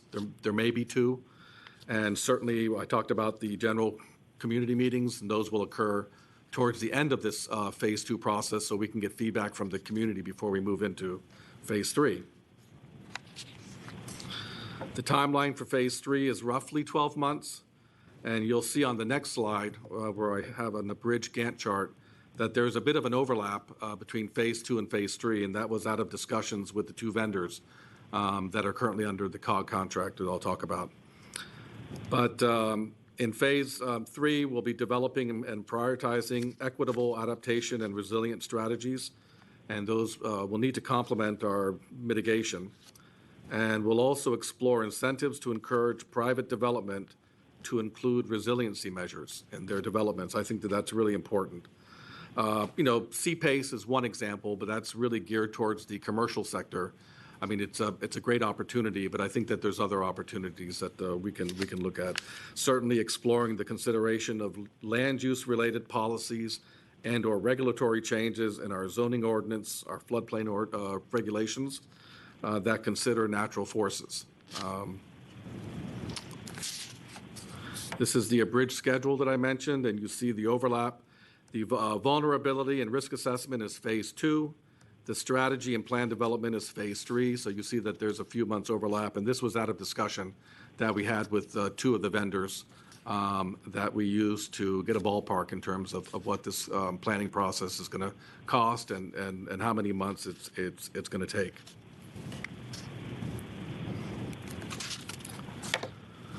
And the cost estimate for contractual services is predicated on our ability to ride an existing COG contract. We're currently riding that contract for the CCAP, and that has a hard expiration date of June 2022. So this whole process is contingent upon being able to ride that contract, which is why we need this to be funded in this year as opposed to next year. And that concludes my presentation.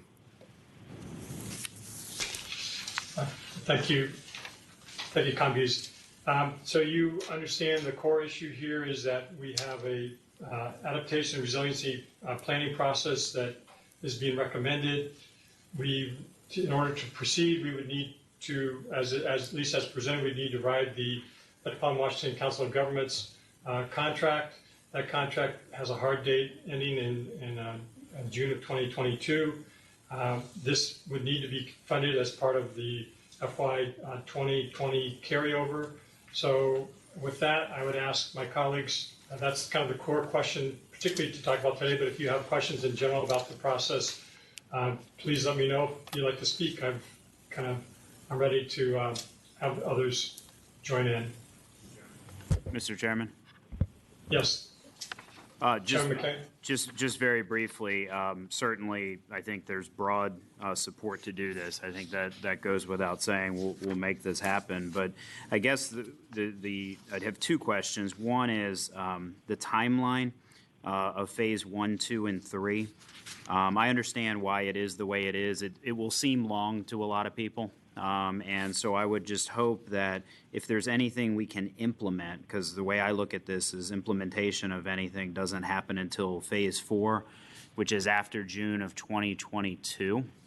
I would hope that if there's things we can implement that are identified along the way, that those could come forward for implementation before the implementation stage of this. And I don't know what those would be, but I want to make sure that we don't wait for some things that we could implement earlier until just the implementation stage of this. And so as we're monitoring it go through the process, working with the chair of the Environment Committee, I would hope that if things percolate that we can do now, that we bring those forward to the board at that time in real time, given the urgency that the chairman has well described.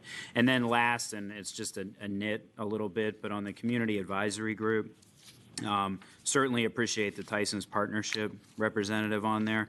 But what is missing from here is some representation from the revitalization groups that we just talked about earlier this morning. And to me, key to environmental improvement is redevelopment in some of our older areas that don't have any environmental safeguards in place. And so we want to make sure that voice is represented in the community advisory group. But good presentation. Look forward to hitting the accelerator on this. Thank you. Thank you, Chairman McKay.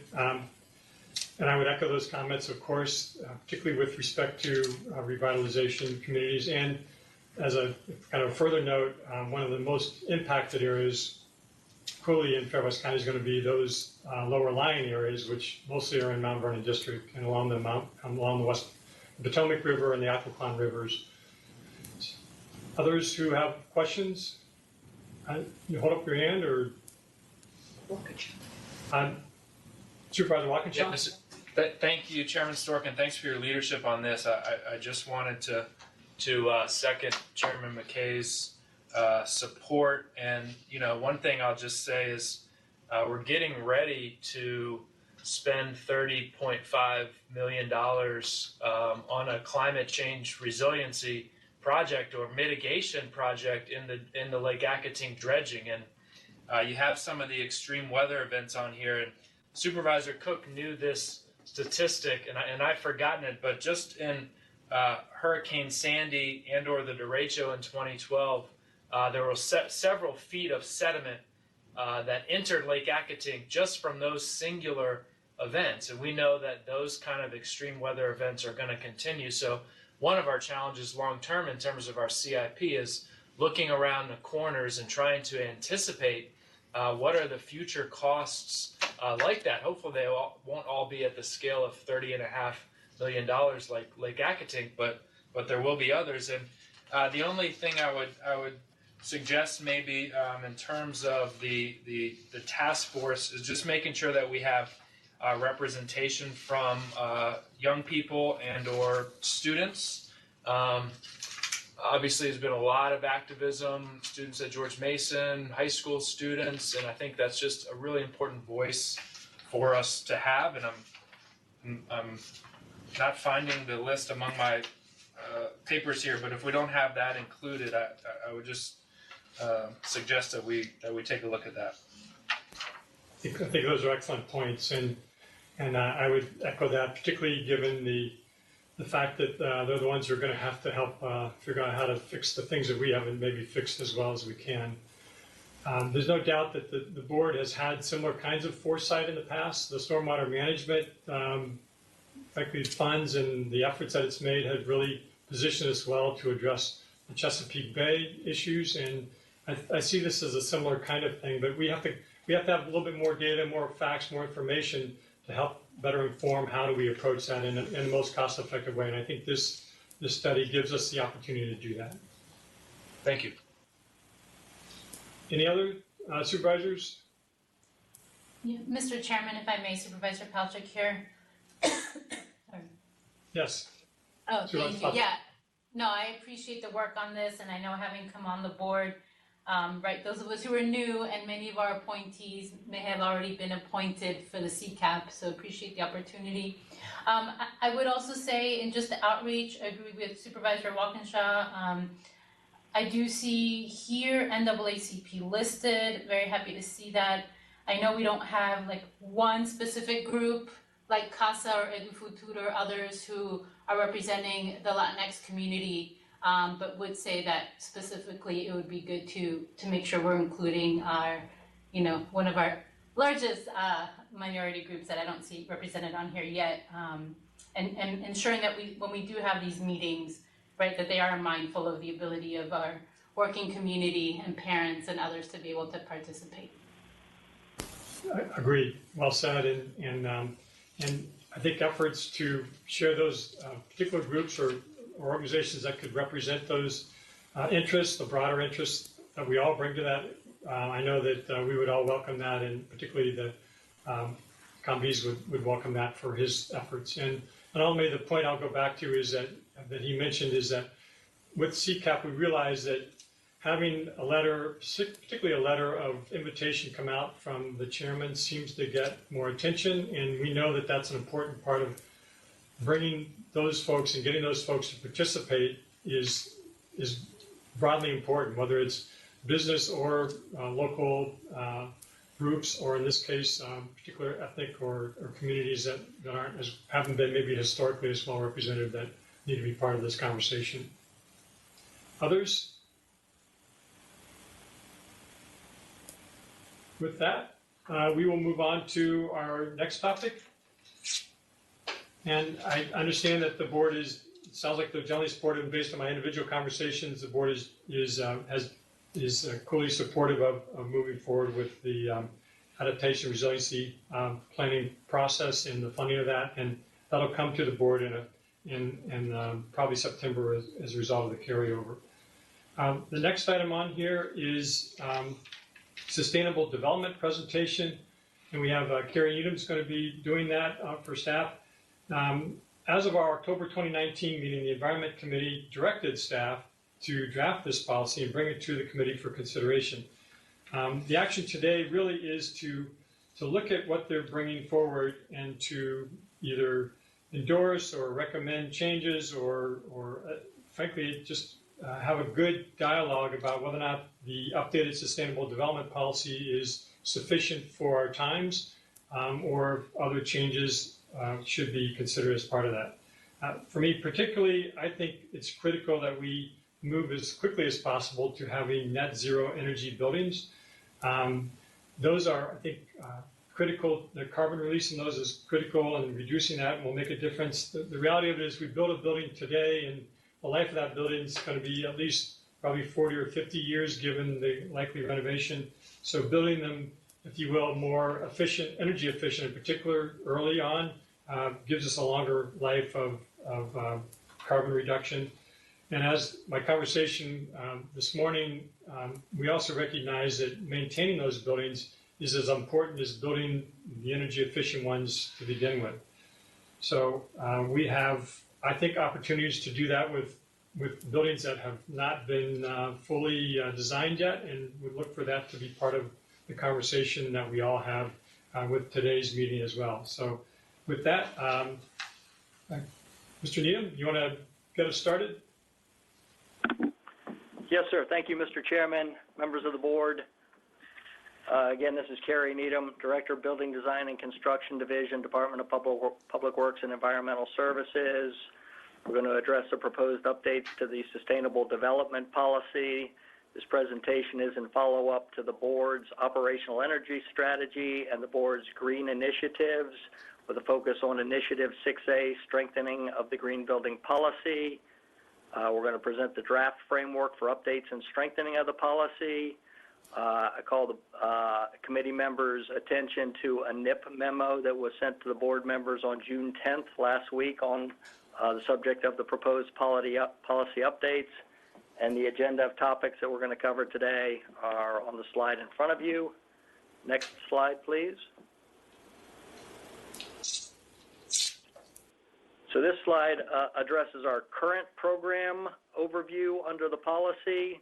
So our current Sustainable Development Policy was adopted in 2008. That policy establishes LEED Silver as the achievement level for all projects over 10,000 square feet.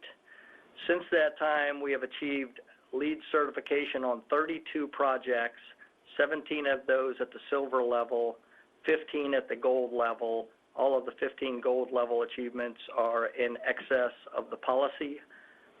The current policy is primarily based on LEED version 3.0, and the existing policy does not have any energy performance criteria other than that which is included in the LEED program.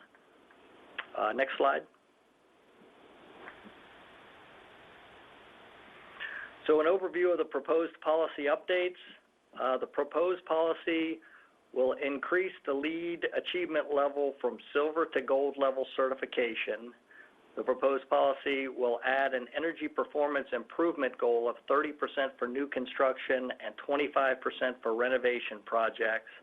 It includes future timelines for increased energy performance and net zero energy achievement.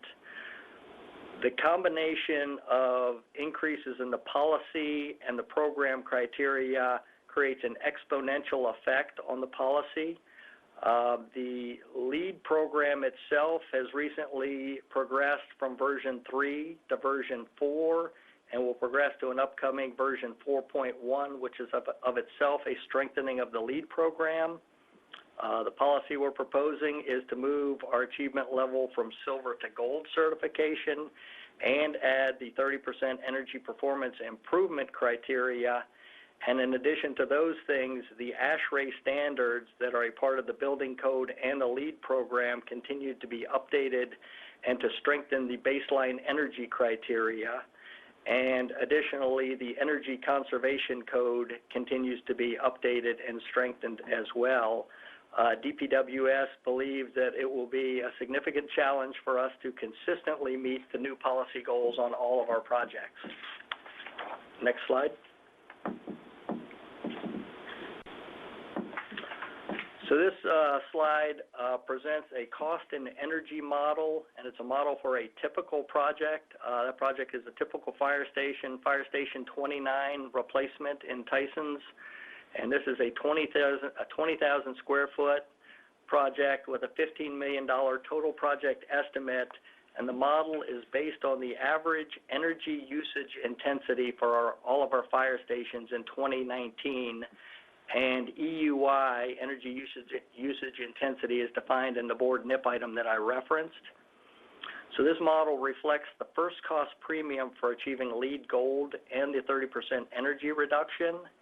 So based on the average fire station EUI and the 30% energy reduction, we project that we will reduce the annual energy consumption by approximately 720,000 kilobTUs and reduce the annual energy cost by just under $14,000.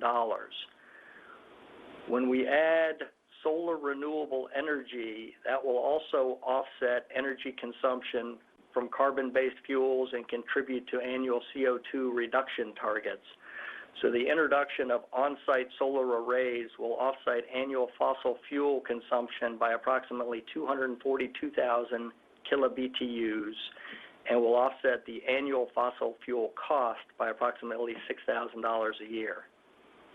The total 30% energy reduction will be a combination of improved energy performance and the offset achieved using renewable solar energy. Next slide, please. So this slide addresses LEED as the holistic program at the basis of the policy, and we do recommend that the policy update retain LEED as the basis for a holistic approach to sustainability. The LEED program does provide significant areas of sustainable benefits beyond energy with additional indirect payback, which include low impact development, recycling and use of recycled content materials, reduction in domestic water use, and indoor environment and wellness. Next slide. So this slide addresses a LEED holistic cost-benefit model. In addition to the economic benefits, LEED also provides social and environmental benefits. And this slide depicts a case study conducted on the Bailey's Fire Station, a LEED Silver certified project that was completed in 2014. This reflects the triple bottom line model result, which combines the financial, social, and environmental costs and benefits. AutoCase is a tool for triple bottom line cost benefit analysis, and AutoCase is recognized by the United States Green Building Council, industry experts, and other jurisdictions. And in the case of the Bailey's Fire Station, the AutoCase triple bottom line model indicates the return on investment is 4.5 years based on actual energy savings, water savings, recycling, and waste reduction. In addition, you can see at the bottom of the slide some positive user feedback that we received as part of a 2018 DPWES survey of occupants in LEED certified buildings. Next slide. So this slide addresses post-occupancy commissioning over the life cycle of the building, and there's a couple of areas here. First is we have the data to annually review our energy benchmarks and the actual building energy consumption data for our building portfolio, and the ability to investigate buildings with significant shifts in energy consumption over time. The primary factors that affect energy consumption changes from the originally commissioned levels in a building are first, the varying weather year to year, second, changes in the operations of the building, and third, the building automation systems and the requirement for adjustments to optimize building systems performance over time. Over the life cycle of the buildings, fine-tuning building systems to ensure facilities are operating efficiency to achieve optimized life cycle energy and cost savings is very important to recover our first cost investment. Staff does recommend that annual funding be set aside for targeted recommissioning of our worst performing buildings. Next slide.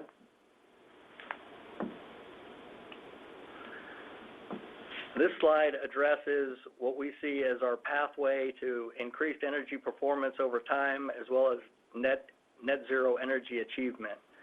First is the optimization of our building envelope and our building systems and the design for efficiency. Next is the ability to offset our fossil fuel consumption with renewable energy.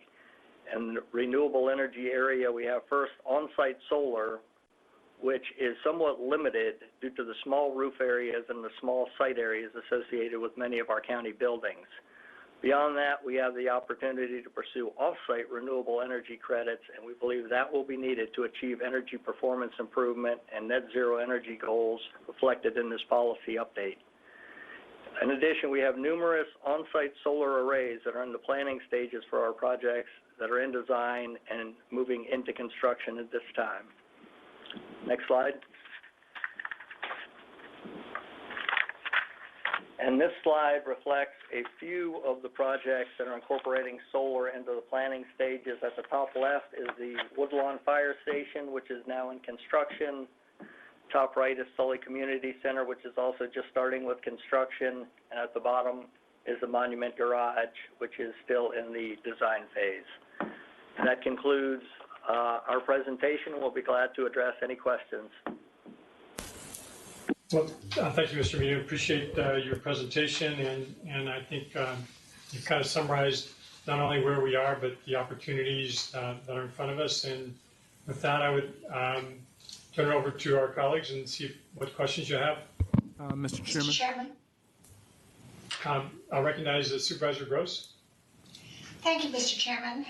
Certainly, we've been moving in the right direction over the last many years with the Environment Committee, and I appreciate the new outline on the green buildings. I do have a question, however, and it really comes from, I guess, slide 5, Interior Environment and Wellness. We have found, as a result of COVID-19, that the way we use space really has to change. We've been, over the years, we've been trying to get things, more efficient, putting people closer together. Well, COVID-19 has thrown that completely away because of the need for space considerations. And, in our school classrooms, in our offices and so forth, what does a plexiglass panel do to airflow within a building that's been designed for as a green building? And so I am concerned that what we're looking at here then gets all changed because we haven't included in this plan things like COVID-19. Yes, we hope that it is a temporary situation, but from the things we read and the things we hear, it may not be so temporary. It may be a much longer term return to normalcy if we ever get there. So my question, I guess, to staff would be, is this a legitimate concern? I am a supervisor, you probably want to say, yes, it's a legitimate concern, but is it something that others have actually taken a look at? Is it being included in things that the green building groups are doing? We don't want to be headed down this path and find out that something that has recently come up now means we have to go in a different direction, or we have to change the way we are approaching our whole green initiative. So that's my question, is what's the effect of COVID-19 or things like it on green buildings? Because we've discovered our sense of space has been changed tremendously. Thank you. So, Ms. Gross, this is Randy Bartlett, and we are having these discussions internally. We're having these discussions with other communities. We're having these discussions with other agencies within the county. And I would start off by saying I think it's a little too early to give you a good answer on your question. Some of the things that we're discussing is that we've learned so much about teleworking that maybe we need smaller office spaces for the same function. Yeah. We don't need as many offices, that we can hotel and people come into the office once a week, once every other week, maybe twice a week, that we don't need all the same conference rooms because we've gotten so good into video conferencing. So one extreme says that we don't need all the square footage that we're trying to build. We don't need all the offices. On the other extreme, we've got this social spacing. So maybe we need more space to keep people further apart, that offices need to be enclosed, that the ventilation systems need to operate differently. I think, we're, 3.5 months into this. I think it's still a little early to determine exactly where it's all going. But I can tell you that those conversations are going on, trying to figure out, where does it lead us? What are we learning from teleworking? What are we learning from social spacing? What are we learning from circulation patterns in offices? But to give you an answer right now, I think it's just a little bit too early. Randy, thank you. Thank you very much for that. I'm glad to know that people are thinking about it. It would be wonderful if we did planning that we didn't need to implement, but we've gotten to oops before, and I would hate to see us getting into oops now again. So thank you very much. Mr. Chairman? Yes, Supervisor Lusk. Thank you. I have a question or maybe a comment first.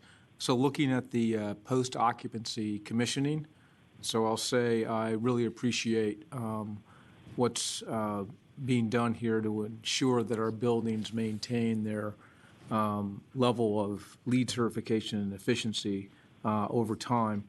I think that's really important. Second, I'll ask this question, and that is, what do we anticipate will be the costs for us to undertake this commissioning exercise in these county facilities? Thank you, Supervisor Lusk. This is Kerry Needham again.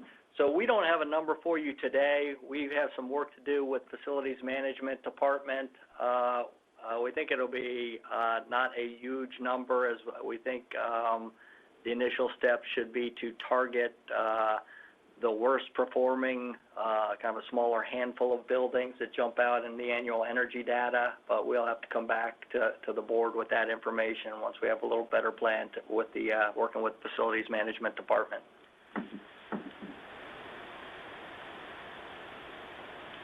Mr. Chairman. Mr. Chairman. Mr. Chairman. Supervisor Lusk, are you done? Yes, thank you, Mr. Chairman. Okay, and I had Supervisor Walkinshaw, then Supervisor Faust.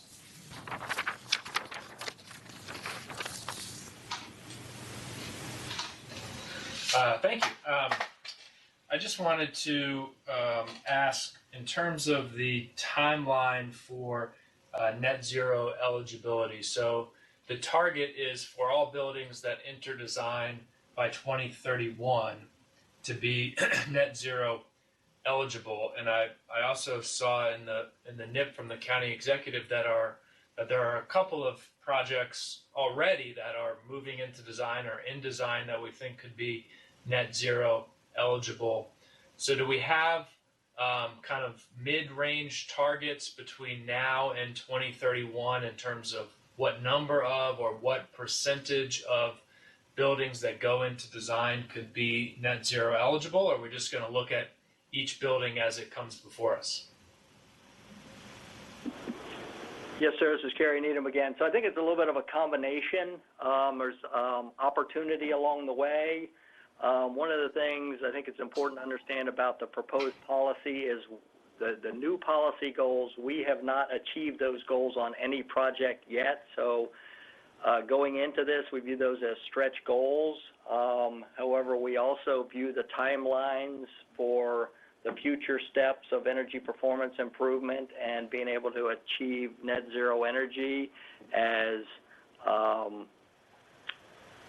achieving by those timelines, not standing pat and waiting for those timelines. So we're going to attempt to outperform and exceed these incremental policy goals as we progress and as we have the opportunity. So as you noted from the NIP, we already have 3 projects we've earmarked that we think we have an opportunity to achieve net zero on, and we're going to look for other opportunities as we progress and we learn more about how we're able to perform and deliver under these updated policy goals.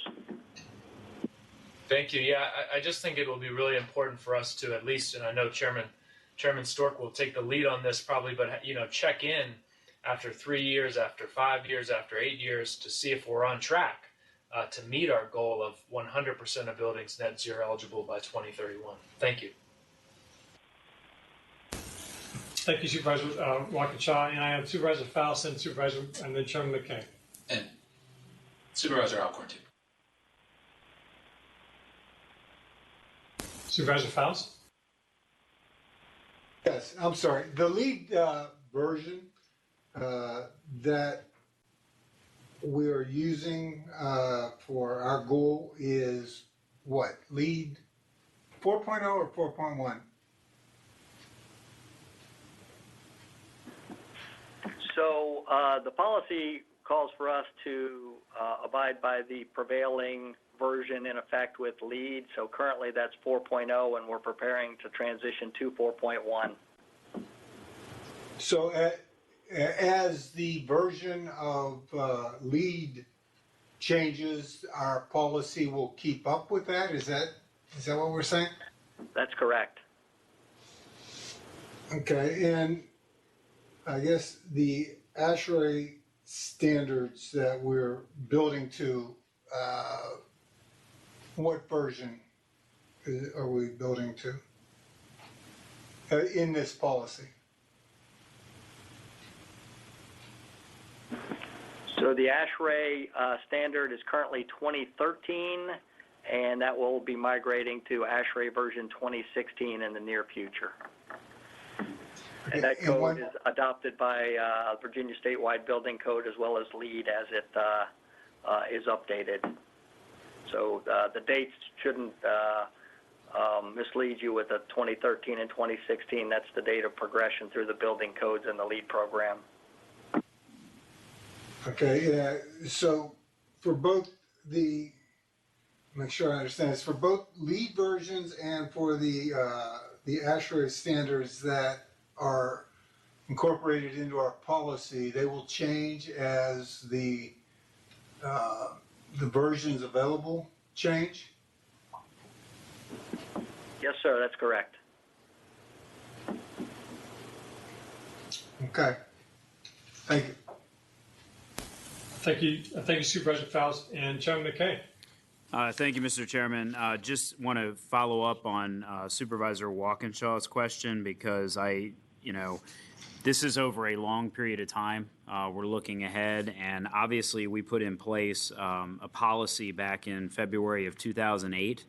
And I know just based on the questions we're asking and some of the things that we're hearing that, maybe we as a board haven't been in tune as much as we should have been with staff and what they were doing to make sure this policy is followed. And so I would hope that when the action item comes forward to the board for adoption, that it includes a requirement that annually the staff give us a short update NIP telling us what projects have happened during that year, which ones they're projecting as we move forward in the next year so that we can kind of real time follow the progress of it and not wait for long periods of time to get updated on it. So I'm requesting that when the action item come forward that there be some type of, it doesn't have to be a big formal thing, but I think just a simple memo to the board annually about what is happening with this policy relative to our buildings would be helpful because each supervisor represents a district, may or may not even have a project in their district that year and may not be aware of one that you might be working on somewhere else in the county. So I think some type of annual update would be really helpful. But good presentation. I mean, obviously, we're making a lot of progress. I think the next 10 years compared to the last 10 years is going to look entirely different in terms of the progress that we make, and that's exciting. But we do want to monitor that on an annual basis just to make sure we're meeting our guidelines. Thank you, Chairman McKay, and I would fully agree with your comment about where we've been, but I think more importantly where we're going, because I think this is clearly a far more aggressive plan, and we know that the world we live in requires that because things have changed dramatically in 10 years, at least for all of our consciousness. Supervisor Alcorn. Oh, thank you very much, Mr. Chairman. A question for staff. So, in terms of the policy basis for this, how consistent is this, or how much of this relates to what's in our comprehensive plan and the policy plan, basically the environmental section, and there's a objective 13 on green buildings. Is this consistent with that, or is one of them a little out of date?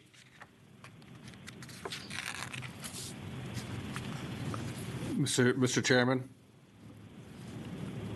it's Kazi Zagazi. I'll take this question. Thank you. I think that the green building policy for our capital facilities has historically been stronger and more robust because they are our own facilities.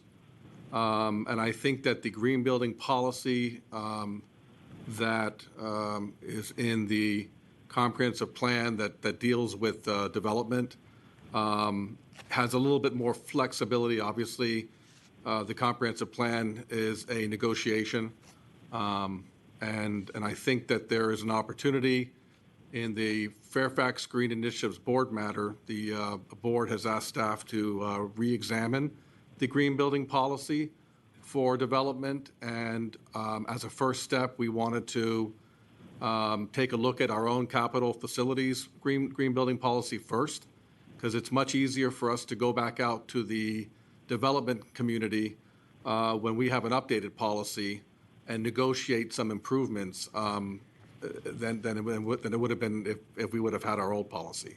So I think that the short answer is that the green building policy for our own capital facilities, I'm going to guess will always be a little bit stronger than the one for the private sector. Yeah, I appreciate that. Thank you very much, because I believe it has been a few years since Objective 13 in the policy plan has been updated. I know that did happen fairly recently, but it has been a few years. So I think that totally makes sense.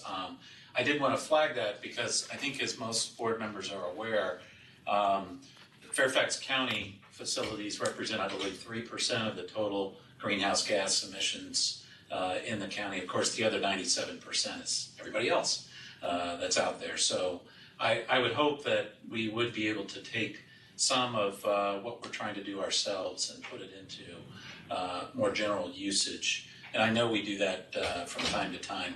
I did want to also follow up. I know board members received a memo from the Great Falls Sierra Club and Clean Energy for Fairfax Now. I know a couple of the questions that were asked previously were consistent with those. I would ask that, would it be possible, and maybe this is something, Mr. Agazi, you could coordinate, would it be possible for staff to provide answers or at least maybe responses to those questions?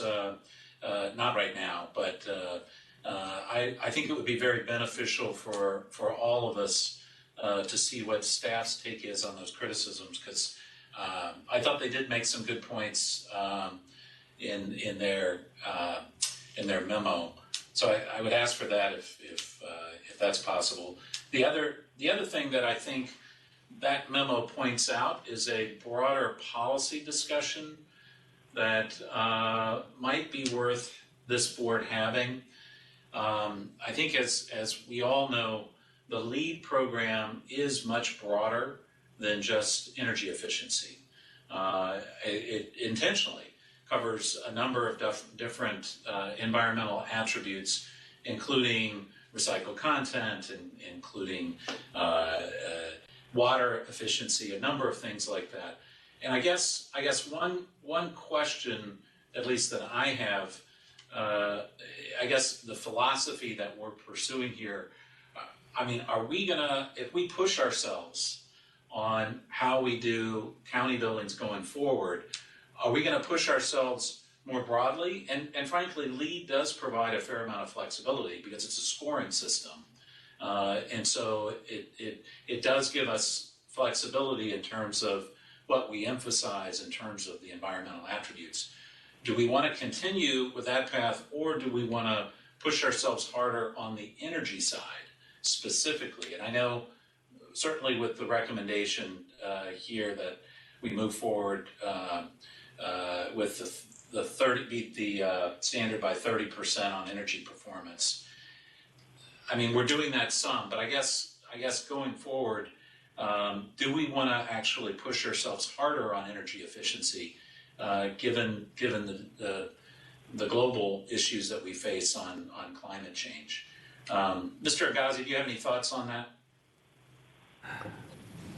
Supervisor Alcorn. So I do have. Yeah, thank you. So, the Office of Environmental and Energy Coordination worked very closely with Department of Public Works and Environmental Services on this policy. We also worked very closely with the Facilities Management Department and the Park Authority. And I think that what we're looking at here is a hybrid policy.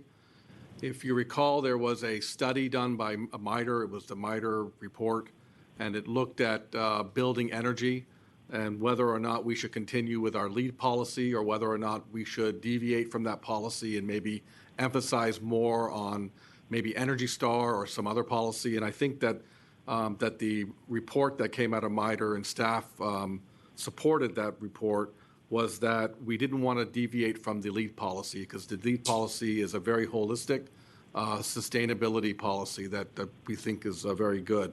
However, our green building policy really is the best of both worlds. So it's not only LEED, we're gonna recommending staying with LEED, but we're also recommending a transition into net zero energy, so that the buildings will become so energy efficient in the near future that just a small amount of renewable energy, either on-site and or off-site purchase, will then allow it to be designated or certified as a net zero energy building. So it's really the best of both worlds. So we're looking at LEED plus net zero energy. Yeah, I appreciate that response. And I don't recommend that we move away from LEED at all.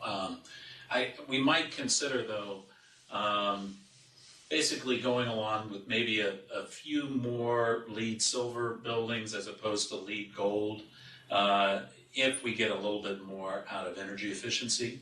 At least that's how I would recommend that we sort of pursue that philosophy. But with Chairman McKay's question about ongoing updates, I would think we would have an opportunity to review that and look at that again down the road. So thank you. And Supervisor Alcorn, it's clearly been part of the discussion that we've had and I've had with many of you individually, is to ramp up and get a higher percentage of energy efficiency sooner. And I think that's a core part of what we all need to be paying attention to. I know, I think its staff has identified goals that they believe that they can meet, but at the same time, I know that our conversations, they recognize that we're going to try to look and try to do more than that, because I think, and you know from the broader community around us and the information that we all get from various advocacy groups, that higher percentage efficiencies are within our reach. Obviously, there's some trade-off to that, but in particular, having a method for assessing that and beginning to use energy usage intensity, EUI, routinely in our buildings and make those comparable to other buildings. The JET, the Joint Environmental Task Force of the school board and the Board of Supervisors, that's clearly part of some of the initiatives and some of the work that we're doing to try to bring some commonality of expectation with those as well.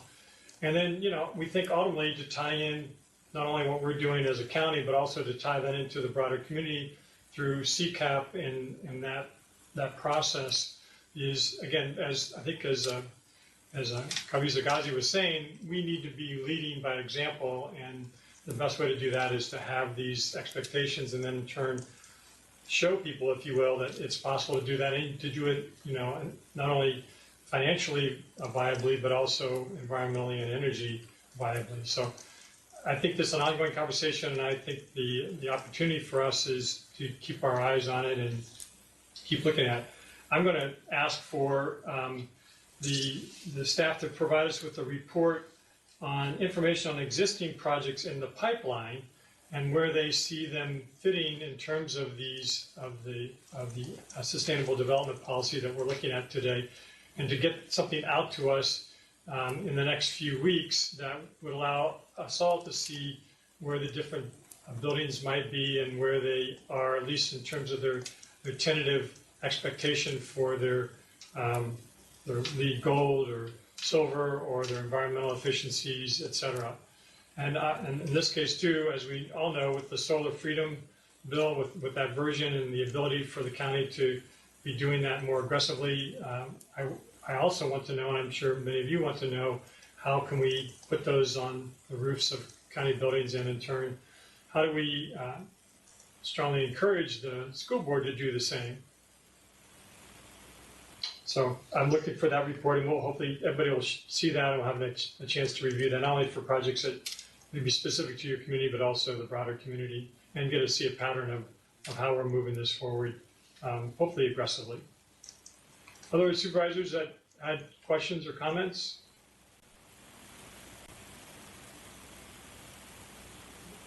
Hearing and seeing no others, then I would first off thank staff, Carrie, for your presentation, Kambiz and Randy for your work with this.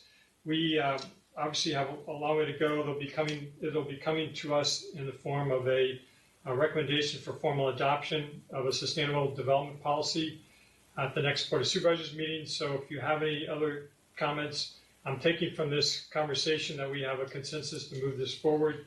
I didn't hear any objections to it.